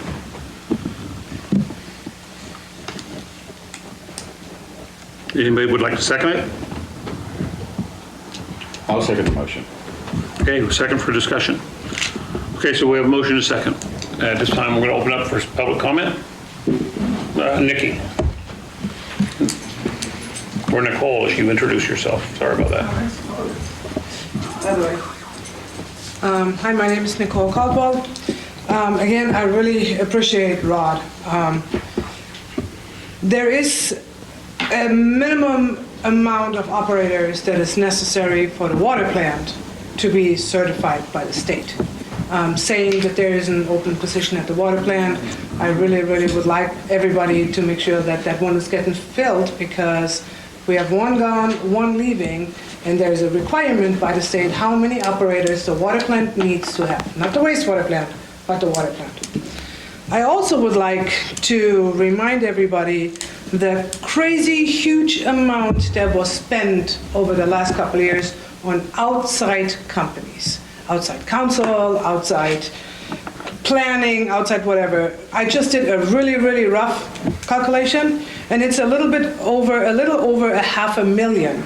And I'm not even sure that that is everything included that was done. Yes. Yeah, just roughly. So, thank you. Which I don't think that will happen. All right, Sherry, your hand was up.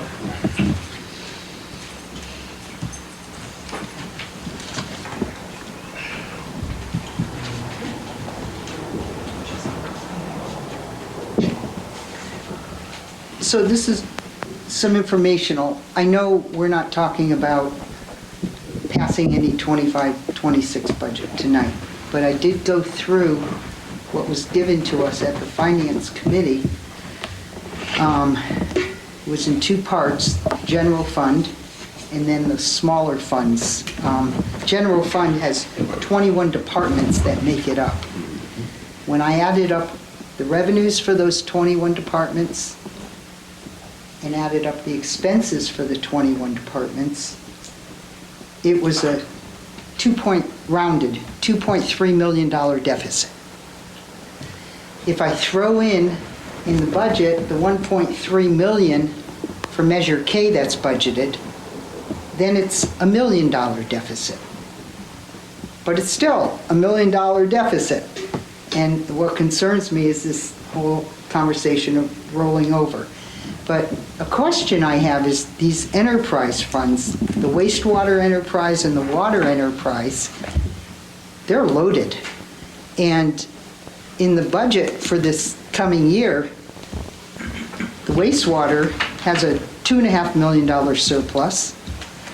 The water enterprise fund has a $1.4 million. That's 3.9. Is any of, I have no idea, is any of that able to be used to offset, no, general fund? You could, but you have to pay it back.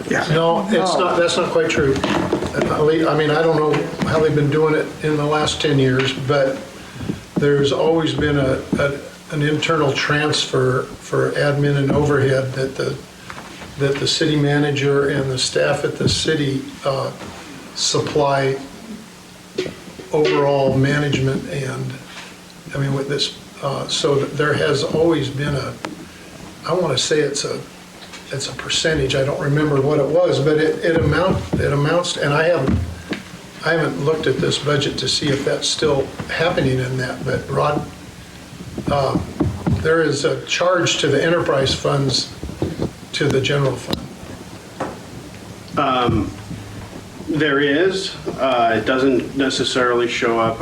We don't need to get into the specifics. It used to be a separate fund number. Well, it showed as a transfer in, transfer out. Right, but it was admin. Right, so we had like 5011 or whatever the number was, where it was administration, and it was there were three different budgets for both water and sewer. We used to charge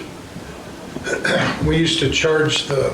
That is still the case. The water plant a little bit for security, because I remember that one, we'd send an officer up there to go fishing in Centennial Lake once a month. So Manny, you have a comment? Yeah, that is still the case. We do have an admin and overhead distribution. Okay, so my question, is there any possibility of exploring the perimeter or parameters of that, and is there any wiggle room? And then the last thing is about Measure K. I've heard more than once that it's now being I don't want to use the word, it's now being included in the general fund. And I'm wondering why, it loses transparency when it's done that. That's my concern, especially as a member of Measure K. Where's the transparency? How are you going to track what expenses were charged to Measure K? And it would seem to be really simple to keep Measure K separate. If there's money to be had from Measure K, just do a transfer in from Measure K to the general fund. Which is what we did. Right. But I think it would be wiser, wouldn't it, to continue along that instead Well, of and just... what's supposed to happen is that finance comes to Measure K and says, hey, look, we always knew when we went for Measure K that it was kind of like this bottle having a hole, and from the different departments that fed into this bottle for the different things, whether it was parks, police, or whatever, Measure K was supposed to fill this up and fill that. So what should happen under normal circumstances is that finance goes to Measure K and says, tell you what, we've identified the leakage, or that we need to do this park project, et cetera. We need to do this, there's an additional officer, overtime, et cetera. And you guys will say, yep, this was in keeping with Measure K, and that gets sunshine in front of Measure K, and et cetera. Obviously, that's the way I envision the process. There's a paper trail to all transfers. Yeah. So, yeah, but it is up in the general fund, because when the transfer happens, it's transferred from Measure K to the general fund. And so... But the point is that the fund can show that it's got a $4 million balance, but the cash isn't necessarily there.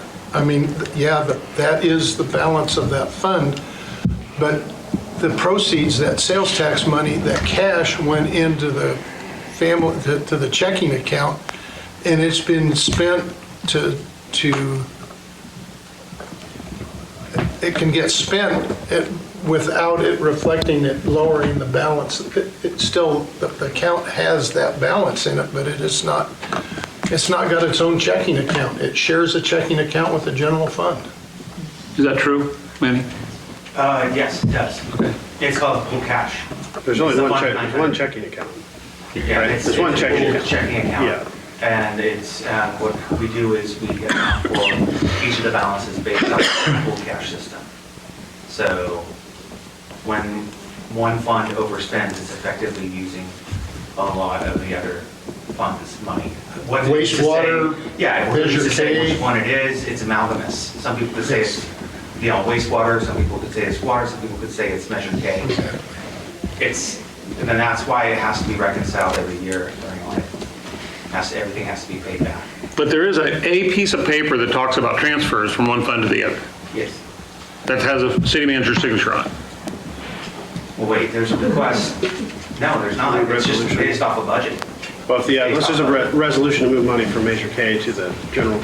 Yeah. To quote unquote move it. Measure K is a general tax. It's a 50% plus one tax. Half-cent sales tax, transportation tax is a special tax. It's 2/3. So Measure K is technically, or realistically, it's general fund, and that's what it was intended for.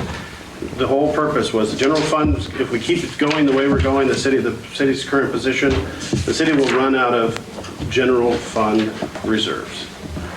And right now, based on what we see, the city has run out of general fund reserves. And the whole idea is to have Measure K supplement. We don't know where it's been spent until we go through and look at which line items were actually over in the last 24 months or 12 months or however long it's been. And we haven't gotten there yet, right? But we have to get there pretty quickly. I've got a copy of all the warrants for the last 2 years. Oh, wow. For Measure K? No, all the warrants. All the warrants. All the warrants. So they're none specific to Measure K. So,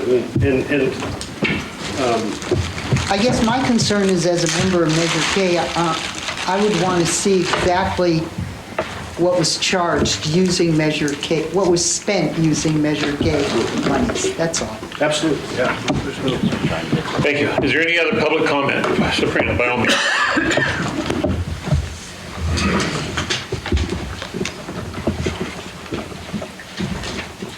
I know you're expecting me to ask a question, but honestly, what I want to say is, Mayor, thank you. Gonzalez, thank you. Burton, thank you. This is what we needed. We needed critical questions in front of the public, discussion. This is what I've been asking for. This is what I wanted, and I really appreciate the thoughtfulness that's going into asking these. I have a copy of the resolution, if I could, to pass around. You can give it to... Yeah, so that you can see a copy of the Measure K resolution that the City Council approved. That outlines what Measure K can be spent on. Thank you. Thank you.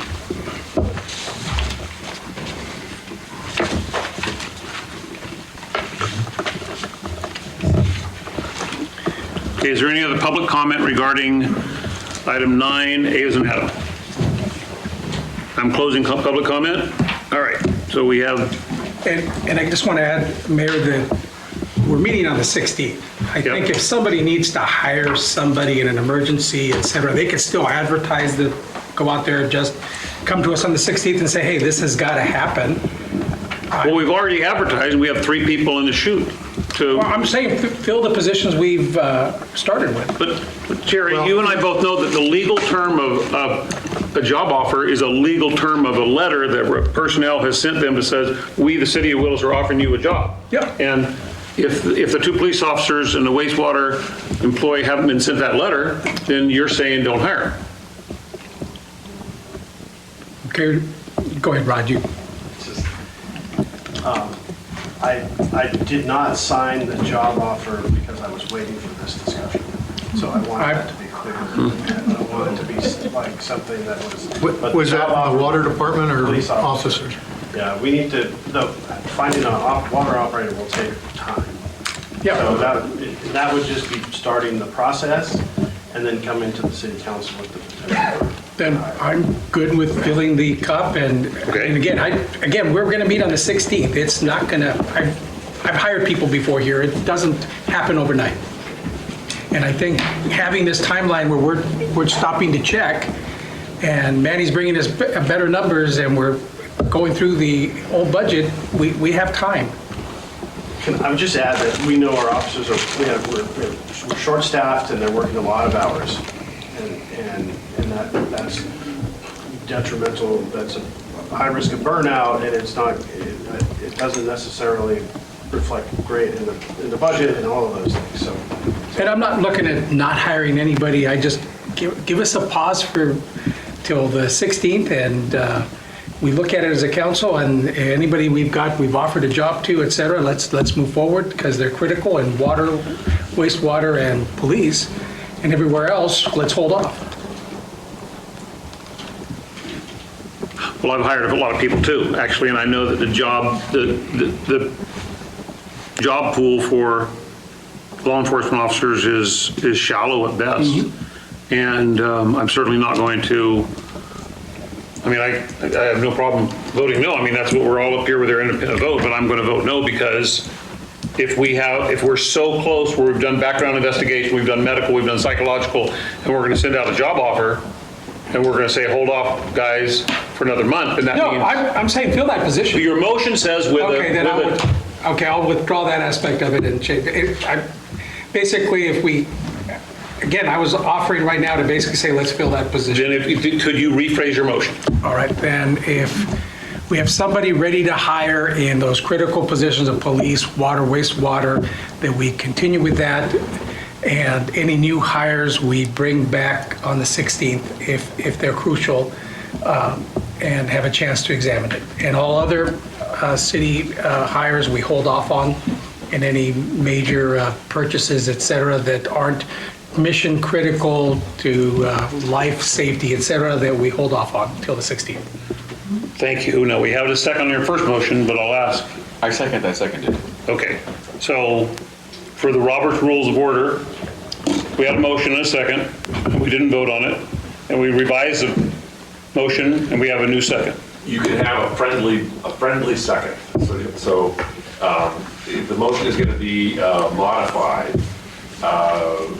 The party who wants to make that modification can say to the original maker of the motion, will you make your motion Okay. modified in such a respect that Okay. that person says yes or no? Okay. That person says yes, and the second is also exists or is agreeable, then you've got an amended Okay. motion on the table. So we have a motion and a second. Can you read back the motion? No, I Okay. cannot read back the motion. Does everybody understand the motion? Very wordy. No, Okay. no, I think I do, but in order to make a motion and pass it, it needs to be written down. I mean, I understand that you could be confused at this point. Yeah. So I think. I'll rephrase it. It is Okay. our job up here to Okay. clarify that, And I- to make it. So again, adopt the accompanied resolution authorizing continuation of municipal operations based on the fiscal year 2024 budget with the stipulation that we not buy any non-critical equipment, and that we only hire critical staff in water, police, and wastewater. Okay. Is that the motion you seconded? It is. Okay. Okay, so you read back the motion, thank you very much. So, let's have a vote. Councilmember Burton. This is why I like sitting at this spot. It gives you a unique opportunity. If I was sitting in the mayor's spot right now, I might be inclined to vote differently on this, but I'm going to vote no, because, and the reason is that we need a clear message right now that we are in a serious predicament, and I think staff needs to understand that we need to get vital information in the next 2 weeks, or and I'm not comfortable that the level of production of information is to my satisfaction, and therefore I'm voting no. Okay. Sorry for the editorial. Yes. Gonzalez, Stransky, No. Alanis, Yes. Almond. Yes. Okay, so the motion passed with Burton and Stransky voting no. All right. Could I read very quickly a section from the government code that I just looked up? Sure. That talks about the requirement of having a budget by July 1 and what happens good. if you don't. So it's California Government Code Section 53901. Unless exempted by the county auditor 60 days after the beginning of its fiscal year, every local agency shall file with the county auditor or the county in which it conducts its principal operations a copy of its annual budget. The county auditor shall hold on file the annual budget of such special purposes assessing or taxing district or local agency for public inspection at all reasonable times. If a local agency does not have a formal budget, it shall file a listing of its anticipated revenues together with its expenditures and expenses for the fiscal year in progress. The county auditor shall hold on file such statement for public inspection at all reasonable hours. So that says within 60 days of?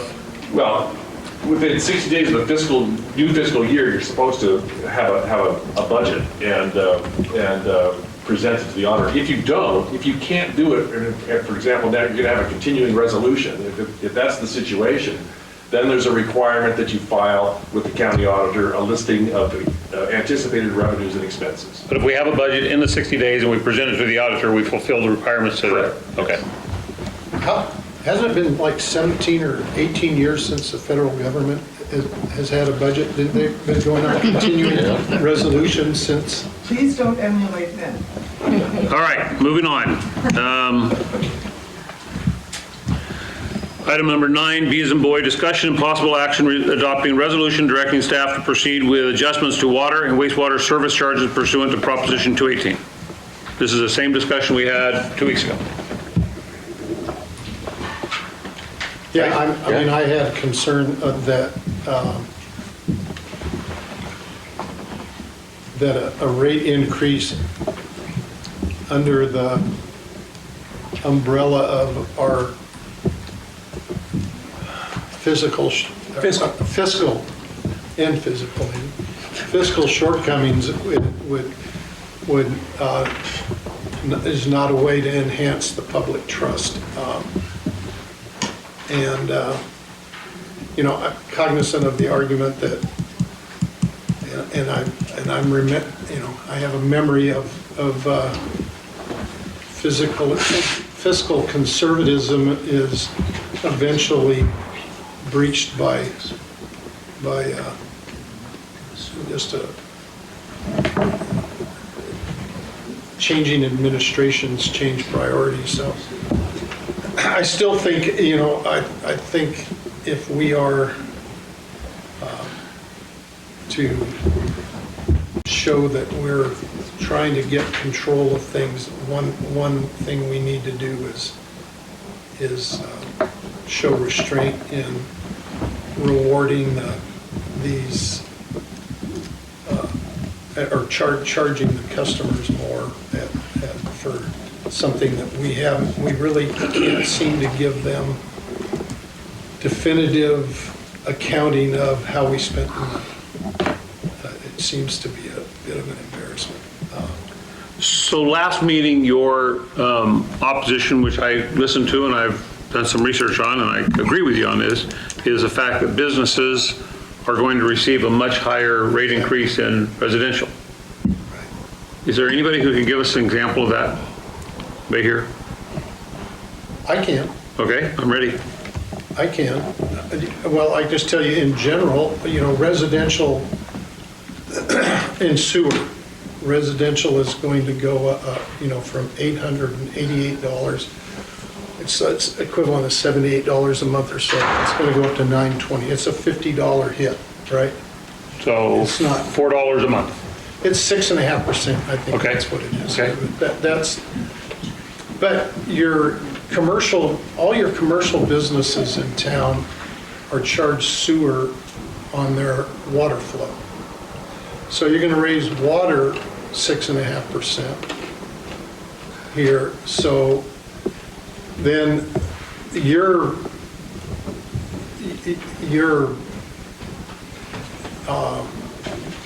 costs are going to go up because you're going to also pay more for water. And if you're a motel, or I have the Bartle Wells deal here. That's what we're currently at for sewer, and that's what we'll go to. Yeah.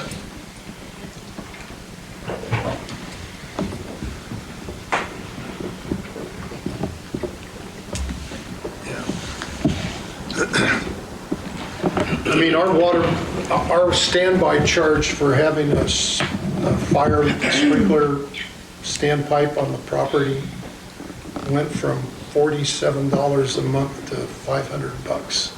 A month? Yes, a couple of years ago. And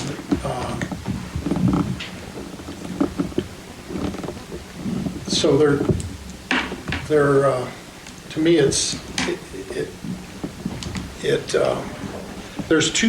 there's essentially 2,000 residential hookups in the city. Okay. And that $40, is $100,000, or whatever that number turns out to be. Okay.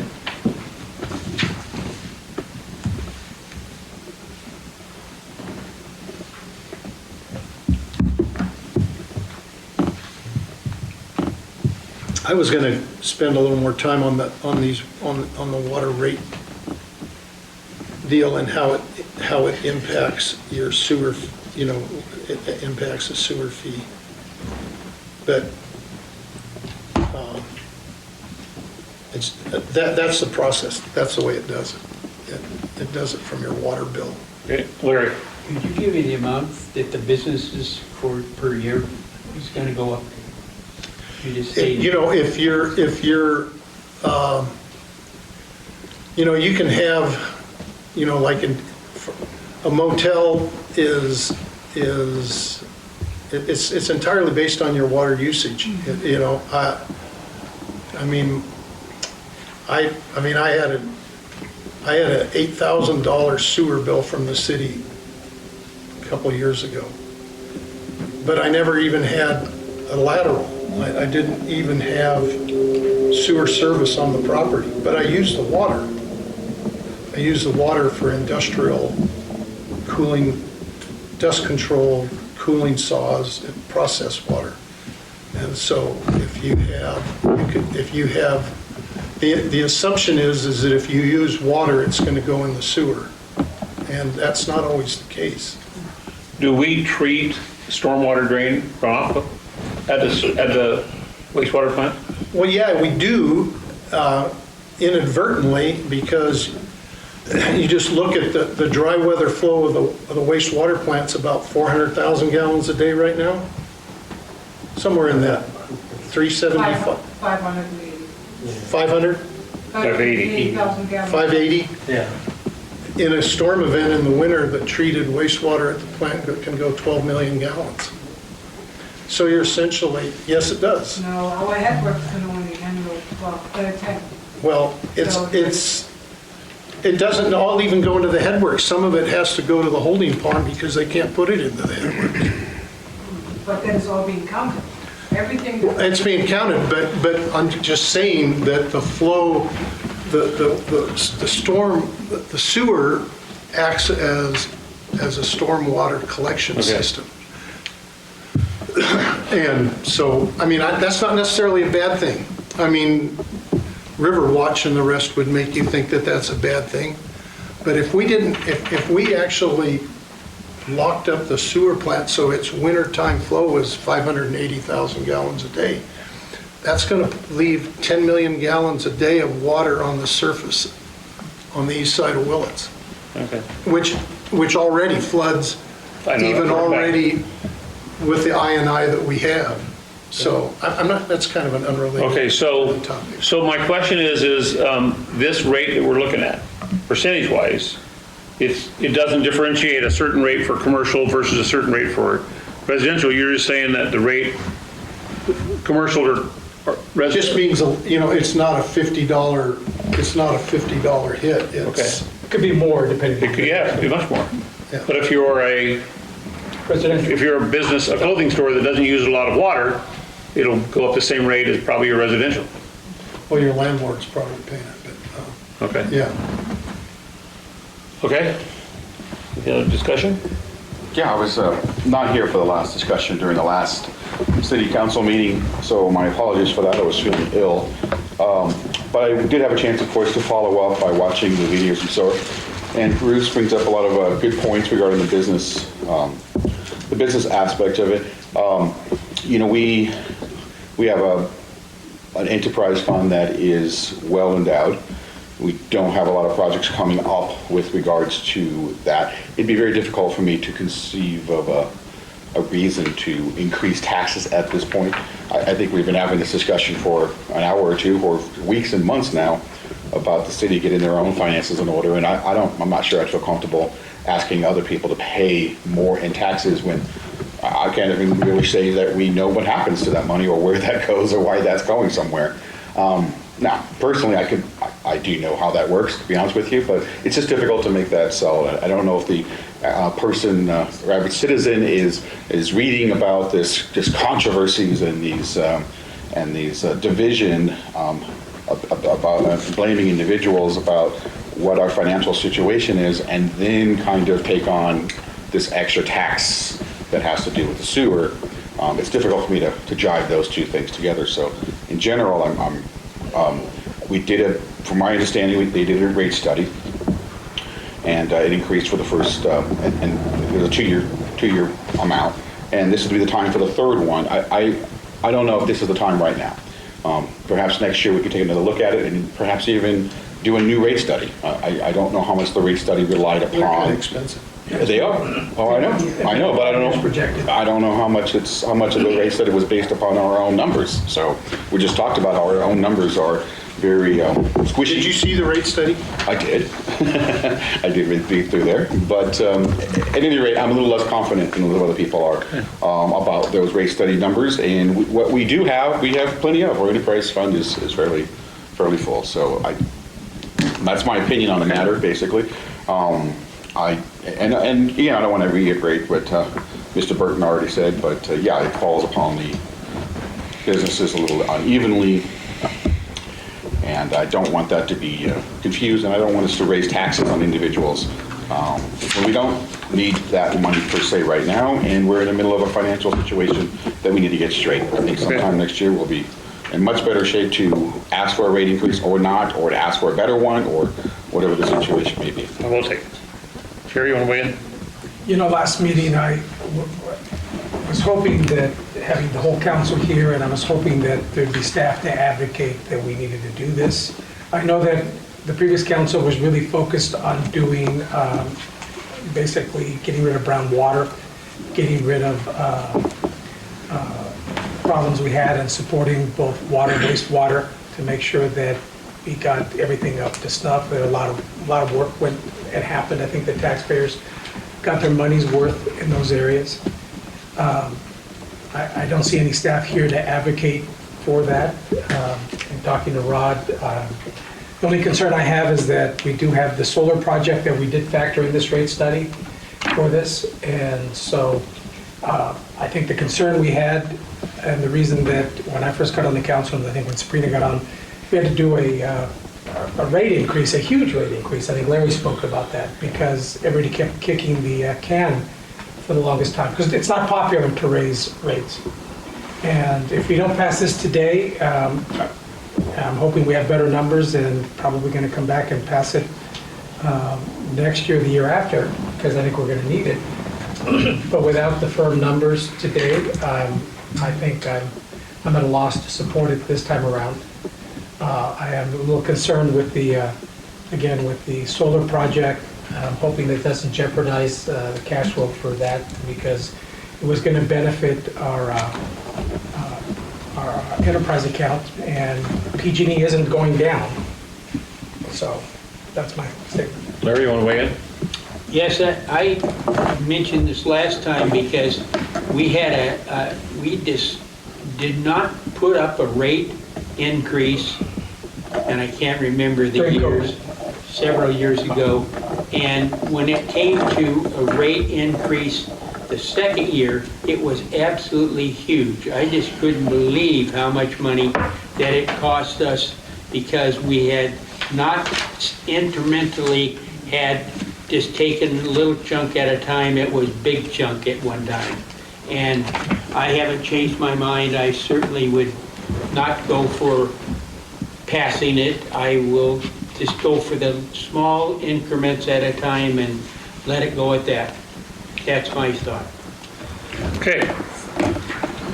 You got thoughts you want to add to it? I'm the same as last time. I agree that our enterprise funds are flush. Well, they went, the enterprise, that's not quite, I mean, they have money in them, but they're not flush. They went down, I'm going to put on my other hat here, because you guys aren't bringing it up. I mean, the enterprise funds are off in their fund balances combined like $1.7 million. So they still have money, but they're not flush. Again, they're not where they were a year ago. We're not predicting to be in the red with the enterprise funds. How's that? They're not. You're not. But they, now, it may be entirely understand, I mean, I just don't know the particulars yet, but the enterprise funds took a hit last year. So while you're looking for that, so if we don't pass this tonight, if there's not a motion, we don't pass it, when's our next opportunity? 12 months from now? Correct. Next June? Yeah, it has to wait a year. Okay. All right. So, can I just finish this thought? Fund 510, wastewater enterprise, beginning cash balance $5,724,000. Estimated cash balance of $6,625. So this is your working number. $4,179,000. It's down $1.7 million. Water enterprise fund balance, beginning $4,098,000, ending balance $2,826,000. So that's a combined $3 million of, now, whether, I'm sorry, I don't have the answer to why those numbers went down that way, but to the point that they're flush, if we keep flushing like that, they will be. So a lot of that was various projects around the streets and everything like that. So we had, what was it, North? Yeah, some of it North was, Street, but, the sewer trunk replacements and water replacements. So we replaced some water lines and sewer trunks. Water lines in an effort to reduce brown water, sewer trunks because they were necessary. We were opening up the street. So that was the reason why. If we're not going to do any projects, then we're not going to spend or burn as fast with the money like that. And it was at least 1 million went to the solar project. Was there another At payment least prior to the 1 million? in the sewer fund. From the Yeah. sewer enterprise fund. So there was a We have $1 another- million payment, $1 million payment, plus there was some money spent prior to that, is that correct? Yes, there was I want to say it's 200,000, if I remember correctly, for a connection to the PG&E. Yeah, so 1.2 million. Yeah. And then we just now have a $160,000 invoice that came through for Sisaco for the roof here. Okay. The other point that I want to make, and it really just to it's to both, it's to the sewer enterprise fund and the water fund is that we need to look at ways, we need to look at revenue, additional revenues to those, whether it is more business from the septic people. I mean, we need more, we could use more revenue. And looking at the rates that we charge for that, I'd be willing to take a look at the dumping rates, the fee. Our rates are fair, they're actually competitive, but we also lost a fair amount to Ukiah when they opened up their waste disposal, and they took away a lot of the business that we had, that we were getting and stuff when they opened their facility. Yeah, well, So there's not a lot of, that's the nature of business, is that you have to make your product more. But there's only so much out there. We're not going to balance the budget off of that. Yeah, I get it. And our wastewater enterprise and water enterprise, you guys talk about being flush, they've been depleted. We have to keep a certain amount within there. Those two are high ticket facilities that when something goes wrong, we need to have funds there to be able to take care of those problems. Would you know what that amount is? No, because it varies. When we have emergencies. No, I know. You said you have to keep some in there. Is there a law that says? I don't have that number and stuff. We usually, Rod, do you remember, there's like whether it's 25, I don't know. We have to keep a certain amount for operating budget and for a contingency fund. Yeah, I don't recall off the top of my head. Yeah, I can find that out, but it's a fair amount. If you're talking about debt service, we have to have like 20%, otherwise we go. No, it's just for operating and for emergencies and contingency. Like I said, when something goes wrong, it can be in the hundreds of thousands, high hundreds of thousands of dollars. I get it. Can I ask a question to Walter and Manny? Hey, you brought up debt service. Do we have debt service that's covered by this? Question for you, Manny, and then Walter, for you. I know that when I was doing the water wastewater, we had some projects, a metal tank, et cetera. Have we paid for that already? Or is We that? paid for the metal tank, but those projects are on hold right now. All our CIP projects, we have 2 projects that were down for waste treatment and some with water, that everything's on hold right now until we come out of this right now. Yeah. So what about the USDA loan for the sewer project? Is that paid off? No, I don't think so. I think that's, before my time. I think that was restructured in the 2020 revenue refinancing audit, revenue refinancing bond. So where do we see it in the budget? It would be in the sewer plant, in the sewer.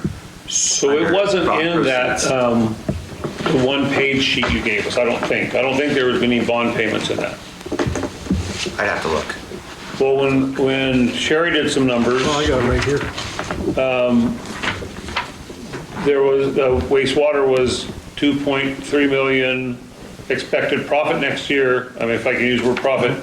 And the drinking water was 1.4 million. But when we talked, I said, well, there's got to be some bond payments on here that we don't know about. Well, So the bond payments actually go in as a reduction of liability, and you see the interest actually on the revenue and expense sheet. So there is the bond payment as it gets paid off. It doesn't go in as a expense. It goes in as a reversal of the liability. Because we have to So take we it don't out have to write a check for it? We do have to write a check for it. It just doesn't go in within that particular part of the budget. But it comes out of that particular part of the budget. Yeah, it does come out of the fund, yes. Well, that doesn't make sense to me. If it comes out of that $2 million or the 1.4 million, Yeah, we have to offset it afterwards for audit purposes because it lands in the fund, lands in the financials differently. So it zeroes itself out, but I can show you what it is. okay, well, on the 16th, we can? Yeah. Yeah. Okay, So I'd like to make a motion. You're going to make a motion? I am. Okay. Any other, okay, go ahead. No, I mean, Go ahead. don't mean to jump. Joe, go. I make a motion that we adjust the fees in the wastewater and water enterprise fund by 50% of the proposed at 3.25% instead of 6.5%. I'm not certain we can do that. We had to do a rate study, right? We could go lower, but we You can couldn't go lower. Oh, okay, You can go okay. lower than the Okay. tier, but not above it. I would second that, Gotcha, okay. because that gives us that cushion for Walter's talking. And that helps inflationary and costs. And did you second? I second. So the motion is to raise the rates 50% of what the staff recommendation was. Is that right? Well, I believe the staff. The rate study, the rate study. said 6.5%. I'm Okay. saying 3.25%. So Okay. if the rate study says 10, I'm still saying 3.25%. Okay, all right. So it's that specific percentage. Okay. We have a second. That's how you understand it, right? All right, we'll open up for public discussion. Any public comment? Sabrina.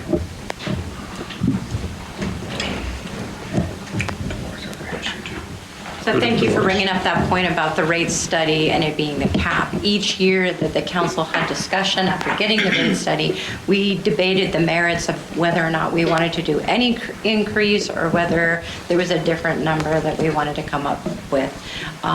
Stransky had mentioned that he didn't want to kick the can, that unfortunately we have to raise rates a little bit each year in order to be able to maintain the integrity of the system.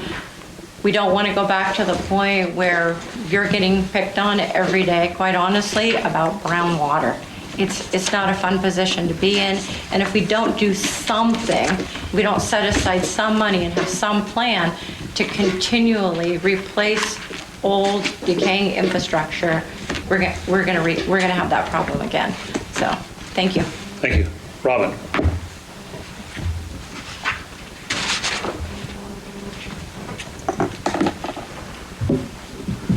I know that got kind of, my name is Robin Leeler.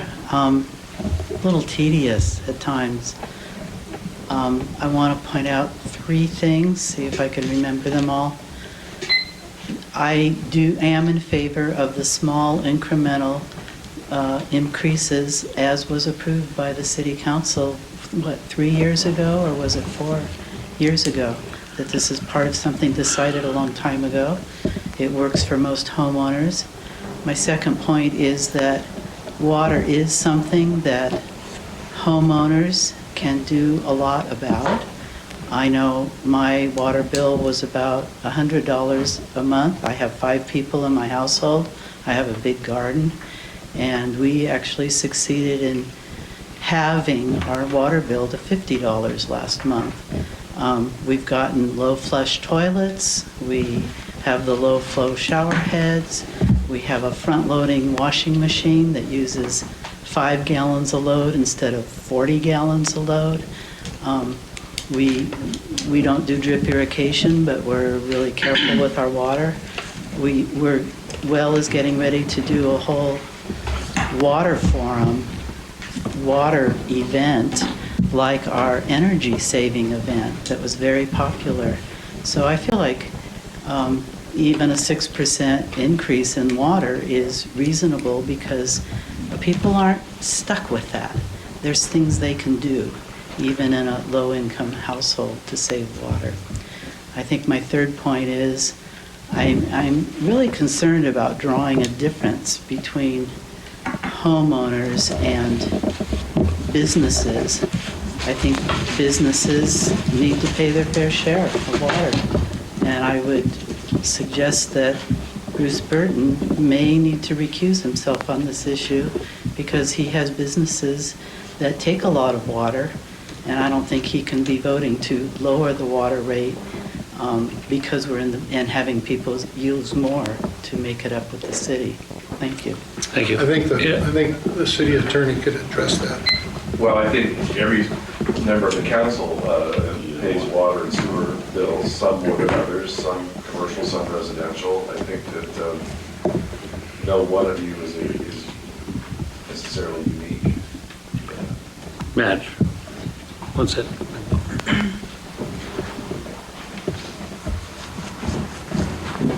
I don't have the rate study in my head, but it seemed to me that it was very well thought out about itemizing how much it cost to make the water and to do the wastewater treatment and scheduling that out over a 5-year period. If you reduce any 1 year, you're very likely to have a bigger hike the next year. And I think that hurts people more than an incremental increase. And I believe that those costs were very thoroughly looked at by the consultants on the study. So I favor you actually keeping with the program that was designed to last for the whole 5-year period. I also just want to comment that I think it's very nice for you council members to have a good long discussion and some of your opinions and your questions, and then open the hearing and then make a motion. I think the point of having a public hearing is to hear from the public. Do they like the ideas? Do they have, they need further information? But I think it is the wrong order to make a motion before you've heard from the public who are directly affected. And of course you are directly affected as well. But I would argue in favor of going ahead with the 6.5% increase. Thank you. Nick?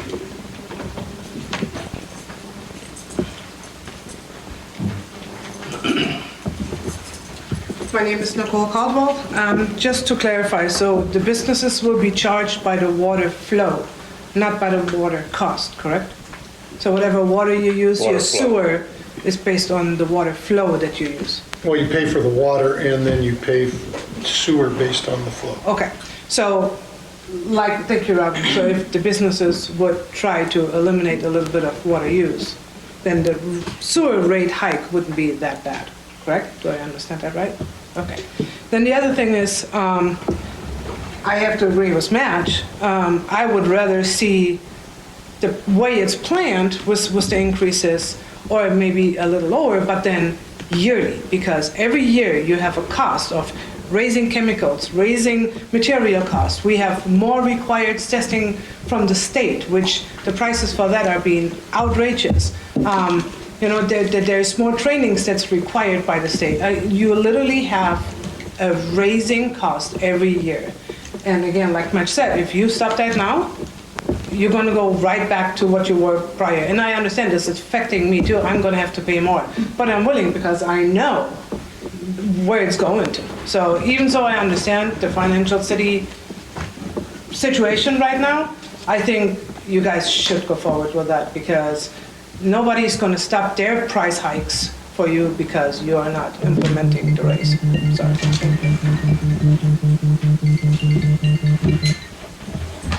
All right, any other public comment? I'm going to close public comments. Interesting, all the public comment has been for us to raise rates, and the council is saying to raise them to the full amount. We're saying, some of us are saying half amount. I find that interesting. Maybe more people need to attend the city council meetings, and you're welcome to if you're watching this. Oh, Can I ask a clarifying question? yes. Of Councilmember Burton's motion? Does that increase include the wastewater program at 0.5%, or are we not? I was treating, they're both asking for a 6.5%. Well, the wastewater is asking for 7%. Well, I thought, I misread then. That's I fine. just saw the 6.5. So, no, that's why I clarified my deal. My motion is to raise it 3.5% for both. Thank you. And that's your second? Okay, so we have a motion and a second. Any other discussion? Can I just add one Sure. thing? I agree with what's said, we had a plan, but kind of gauging what I see up here, and I see it as at least moving forward. I think that next year we could go to full amount if we need it, and the year after that, and then after that, there's going to have to be a rate study. And for those on the council, you may be stuck having to raise it a lot for today, but for now, I think it's a compromise. For those on the council, you may have to, so you just said you're not running for reelection there. If I'm not, Oh, okay. if I'm not, Just, I wanted some clarification from council member Burton. Was it 3.25% or 3.5%? 3.25, 6.5.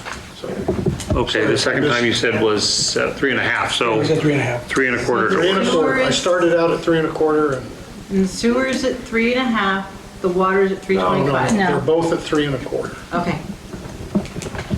Thank you for, And that's your second, right? Okay, so we have a motion and a second to increase the water and wastewater 3.25%. Right? yep. All right, call for the question. Councilmember Burton. Aye. Gonzalez. Yes. Stransky. No. Alanis. Aye. Almond. No. Free vote. Okay, motion passes with Stransky and Almond dissenting. All right, so now, continuing our fiscal discussion, adopt a resolution authorizing the finance manager to increase the appropriations of the Measure K funds to transfer funding to the general fund covering costs of overtime services of the police department. This is what we talked about last time, but it was $712,000, and now it's what, Manny? Yeah, it's now at about 580. So it went down. The amount is 581, 520. And I wanted to make it clear exactly what this resolution was tacking on with it. Part of the numbers were also a Springbrook number that was included in that 712. So it was already approved by the prior resolution, number 2309. And there was another resolution that was found for the use of land logistics in the amount of up to 170,000, but it's a pay-go. So land logistics at that time was only expended 135,565. So that's what we're going to transfer over. Okay, so, but other than that, it's the same discussion that we had last time regarding this amount. Yes. This money for the overtime police department Measure K. Yes. But the 712 is the net amount that's being transferred? No, it's all three of those together. It's close to, it's a little over $1 million in total. But what we're asking for just the for the police officers is 581, 520. The other two resolutions were already in place. So I think it is, this was brought up at the Measure K? Measure K meeting. You were asking what was budgeted in overtime for police salaries in that year.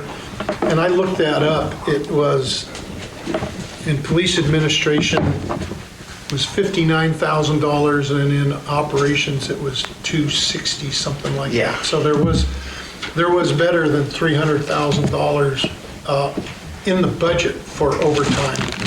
So I get the question then is, this is overtime in excess of that 360? In excess of that, yeah. Okay.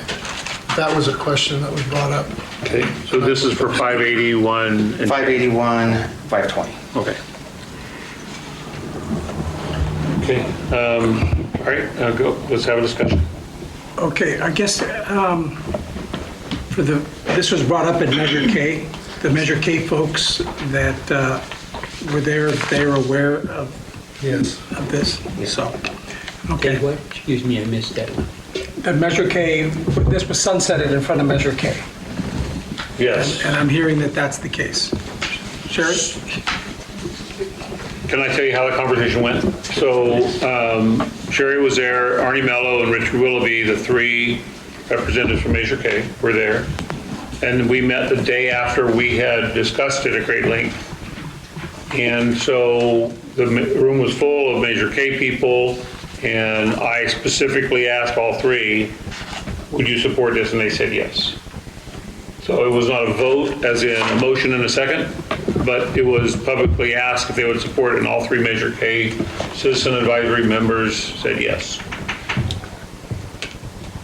Because I think what Sabrina distributed to us, and was the intent of Measure K, was to support these different areas, and police is one of them. Sure. So it's not like, I just want to make sure that the Measure, I missed the meeting, I apologize, I was stuck in another county, but as long as it was sunsetted in front of Measure K.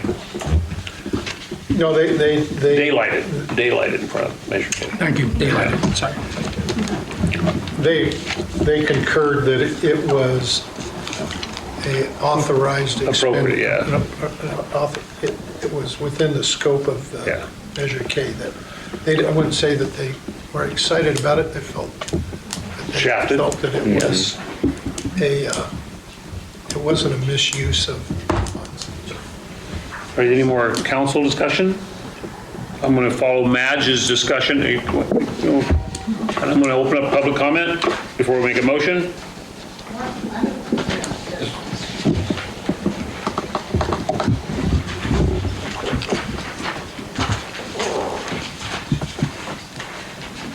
So, Mindy, did you say the total, there were three expenditures? There's the police overtime. Police overtime, there was the stipend and the shifting. There's all excess of salaries. No, I'm calling all that the police cost. Yeah. Yes? So that's one cost. I'm thinking of that as one cost. And then there was for the Springbrook? Springbrook And what was the implementation. third one? Land logistics. Land logistics. They were So- a subcontractor. And I was just trying to hear, so I thought you said the three of them came to over $1 million. So land logistics was at 135. Oh, no, sorry, my apologies, 800,000. I think that's where it's, yeah. Well, because I've got land I misspoke. logistics. My apologies. 85,000 and Springbrook was what, two? At that time, it's 109,669. This is for that particular fiscal year. Okay. And then the five something for the police now. So Yeah. the total is somewhere around 800. Okay, I just want to clarify. Thank you. And the good news is on Springbrook, and Manny, tell me if I'm mistaken here, but on Tuesday, July 1st, our city will be 100% on Springbrook with the exception of? HR. That doesn't impact anything with the Okay, so billing? billing is, Utility billing? yep. Utility billing, we now have, payroll's been active, and so Okay. it has AP, all of it's Okay. now encompassed. Okay. All right, so now, I'm going to close public comment unless somebody, Sabrina, come on up.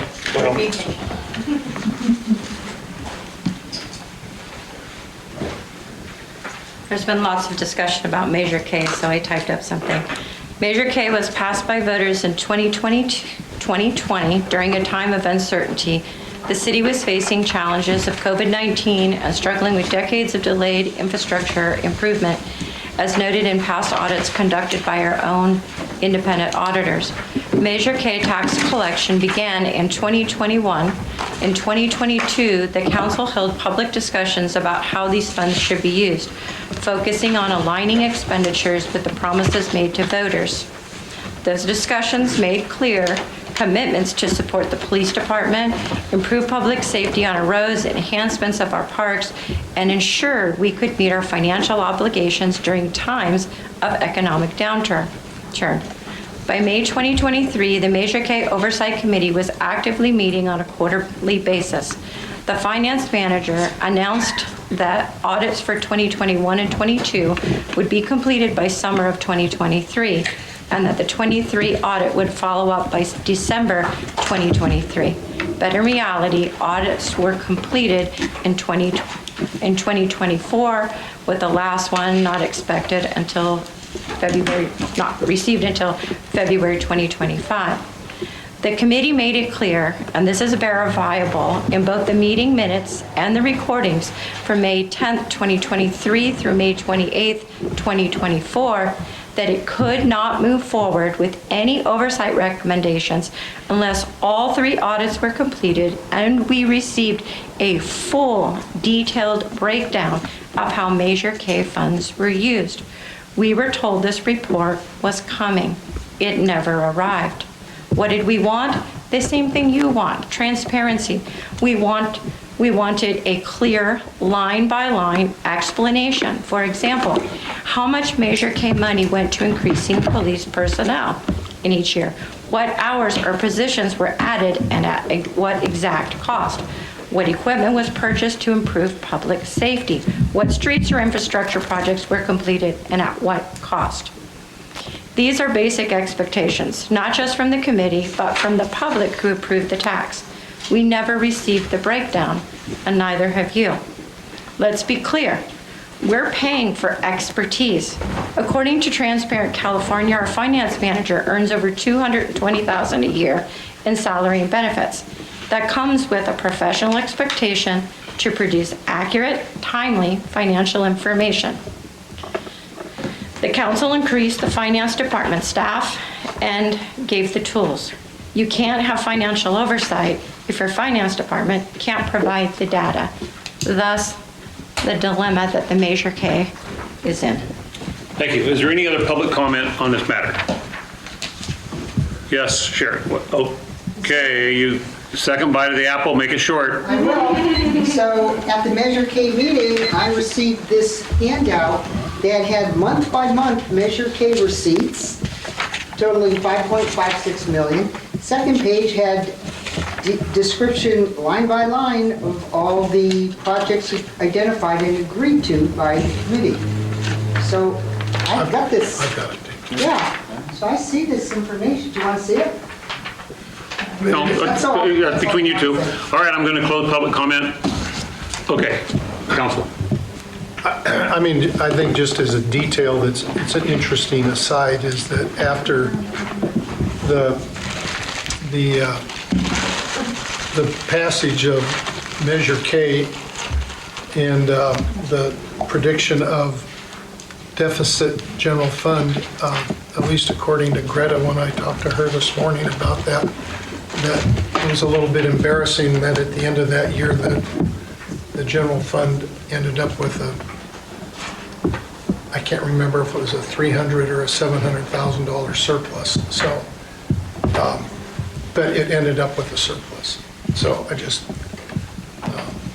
Okay, any other discussion up here? Full disclosure. Is there anybody who would like to make a motion? Yeah, I'll make a motion. I'll second. Well, wait, let's hear what the motion is. To adopt the accompanying resolution authorizing the finance director to appropriate Measure K funds in the total of $581,520 to the general fund. Okay. Is that your second? We have a motion and a second. I would ask the maker of the motion for, again, if you're going to stay with transparency, that though the other ones are line itemed in the budget as being an approved expenditure, I think they should be called out just to put on the record that this was those. The complete transfer of money. Yeah, he's going to transfer 800,000.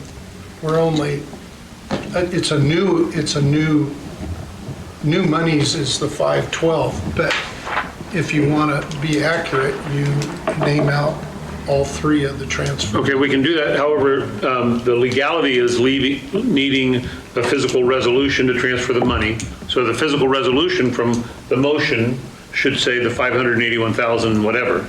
The physical resolution does, and it also spells out those 2 other items, just so that it's clear. I guess I failed to Okay. do my homework and see that, but it wasn't in the.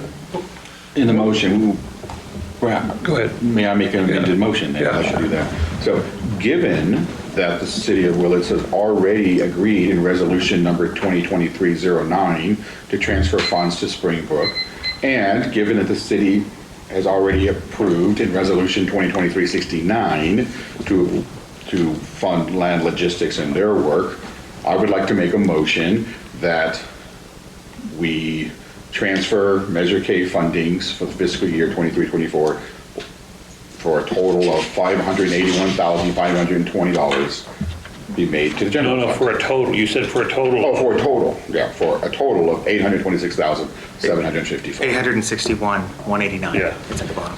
Again, I would just ask that you include the amount of the Springbrook allocation and the amount of the, Which, can you give us can you repeat those Yeah, I'm exact sorry, numbers? Manny, you said 861,189, but the resolution says 826? I see 861,189 here. Yeah, it says that in the summary. Oh, summary, sorry. Yeah, it's okay, but in the resolution itself, it says 826. Yes. So which number is accurate? The 826. Okay. Comment before I re-amend my amendment? You have those two specific numbers, you wrote them I down? do. Okay, go ahead.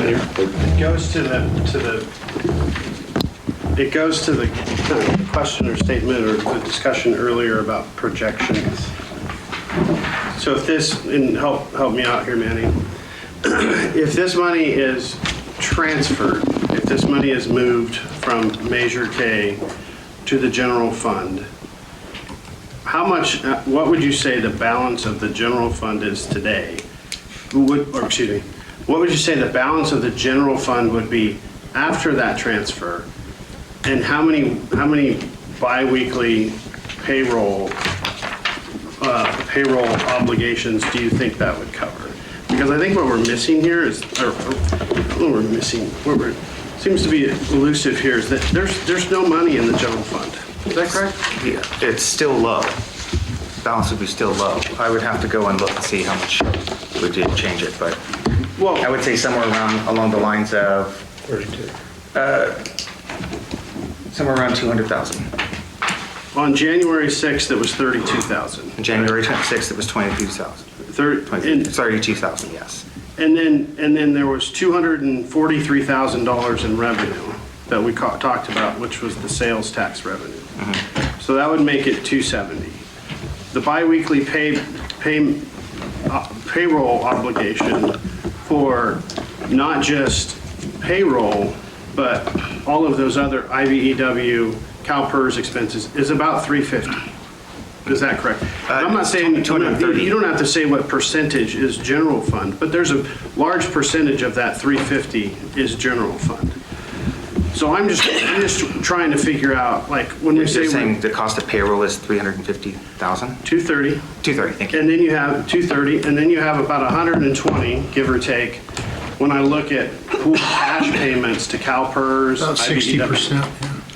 Right, so say whatever percentage of that is general fund. The 230 I'm just saying, is including the CalPERS and everything like that. You're looking at the liability payments. So how payroll is processed is that it does the expense and then it takes out the cash from each of the individual accounts. we don't need to get it. I know. 230, 350, whatever. It's 230. How many weeks how many payrolls do we get through on this transfer? Without, Probably one. I mean, especially considering the $2.5–3 million in expenses that's coming in the next month. If you're looking at it from the perspective of how, if we had no more money coming through and there was no more, we stopped getting Measure K funding, we stopped getting sales tax money or anything else like that, then it would only pay for one. But we do continue to receive money on a monthly basis that covers those costs. That covers what? When I'm talking about that for payroll, we have the allocations that are associated with water billing.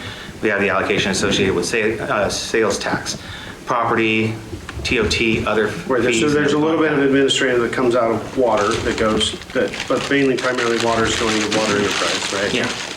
So we looked at the tax payments for last month, June 20th, they came in, 243,000. So we would expect about 243,000. Yeah.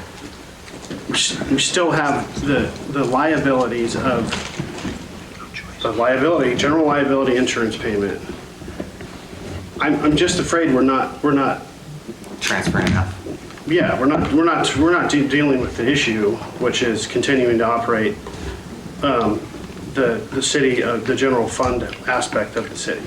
So what would be direction then? I'm just, you have a I motion understand what and you're a saying. resolution, but I think it needs to be revisited Okay. very soon, so. Well, that's what I've been saying all along. I think we're going to, unfortunately, it's the only unallocated monies that are left. They've drained the LAIF account, they've drained the everything but the enterprise funds. And I think we're using to tell you the truth, I think we're using up the cash in the enterprise funds, but the fund balance is still there, but the money all sits in the same checking account. But, I mean,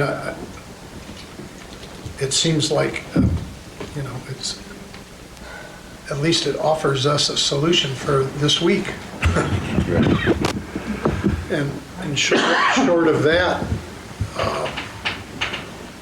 hire any, you won't have to worry about hiring anybody because.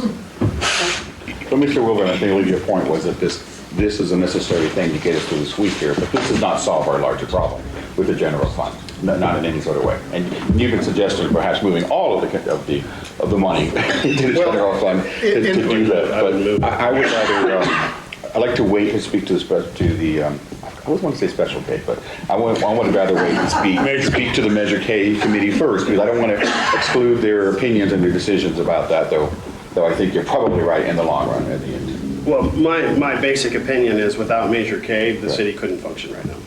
So the city, it would be, And we could there would not be enough revenue coming in to cover expenses. So that's the reality. That's the reality. And there may not be enough, even that. Okay, we have a motion and a second. Okay, no, I'm going to amend my motion to make it clear to everyone what we're voting for as a council.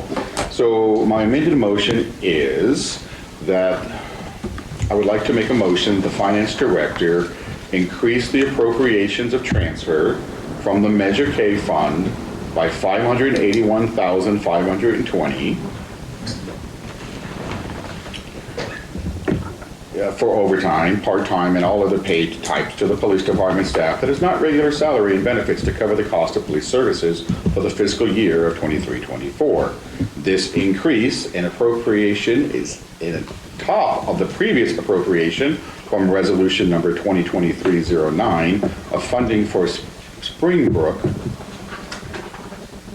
implementation of actual costs during the fiscal year, which would require a transfer of $109,669. There is also an additional appropriation, resolution number 2023-69, for land logistics, also for actual cost of the fiscal year 23-24, that requires a transfer of $135,565. This would be a total of transfer of funding from Measure K funds for fiscal year 23-24 for a total amount of $826,754. That's the sweetest. All right. So you want I that found to it, be Manny. the full You want to go motion? second? That was, I would like to do the full motion. That's going to be the full motion. Correct. And it's staff recommendation. Okay, so Jerry did second that. So let's call for the vote. Councilmember Burton. Aye. Gonzalez. Yes. Stransky. Yes. Alanis. Aye. Almond. Aye. All right, thank you. And thank you for sticking around. All right. Item number 10, City Council announcement, communication report. Does anybody have an announcement, communication report? Bruce? 4th of July coming up. No, I'm good. Thank you for the offer. Okay. No longer on the Water Wastewater Committee. Bruce will be I was taking going to announce over. that too, okay. And I'm still on the League of Cities, and I attended a online Public Safety Committee meeting. And I think they covered a lot of things, but one of the things was that even though Prop 36 was voted in by the voters to change, the governor didn't fund it. So there's still this whole, you voted it in, but we're not going to give any money to fund this. So they're still trying to figure out how they're going to deal with the consequences of people breaking the law and where they're going to go. So that's still being decided. And they gave a briefing on wildfire, and I think I'll just leave it at that. Anything, Larry? Yes. First of all, the solid waste is going to go up by 2.69 for next year, and that was decided at the meeting. The next thing I have to say is that the parking lot between, that's on the main street, needs a sign that says "Go out to the west," because it's not on the building. People are going out into traffic because it sets back on the other side of the building, and if you're not aware of it, you're just going to go out into the traffic instead of going down east.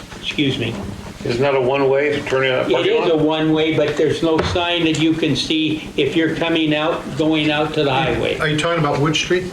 You talking about Wood Street? No, I'm talking about the parking lot between Pizza Parlor and the old White House. And there's no sign. There is a sign, but it's back like half of the building here that says "Go this way." And if you're coming out like this, you can't see it because there's nothing on the building. Okay, that's my first thing. The second thing is we're going to have to do something about the guys that are riding the power skateboards and the bikes and everything that are going down the sidewalk. They're going to rip somebody up at one time because I have been almost hit by, there's a guy that was in my class that has to be 55 years old that's riding one that must be doing 30 miles an hour, and we need to clean him up and along with the rest of them. And the last thing is... a bus ticket. That's for walkers. Thank you. That's it.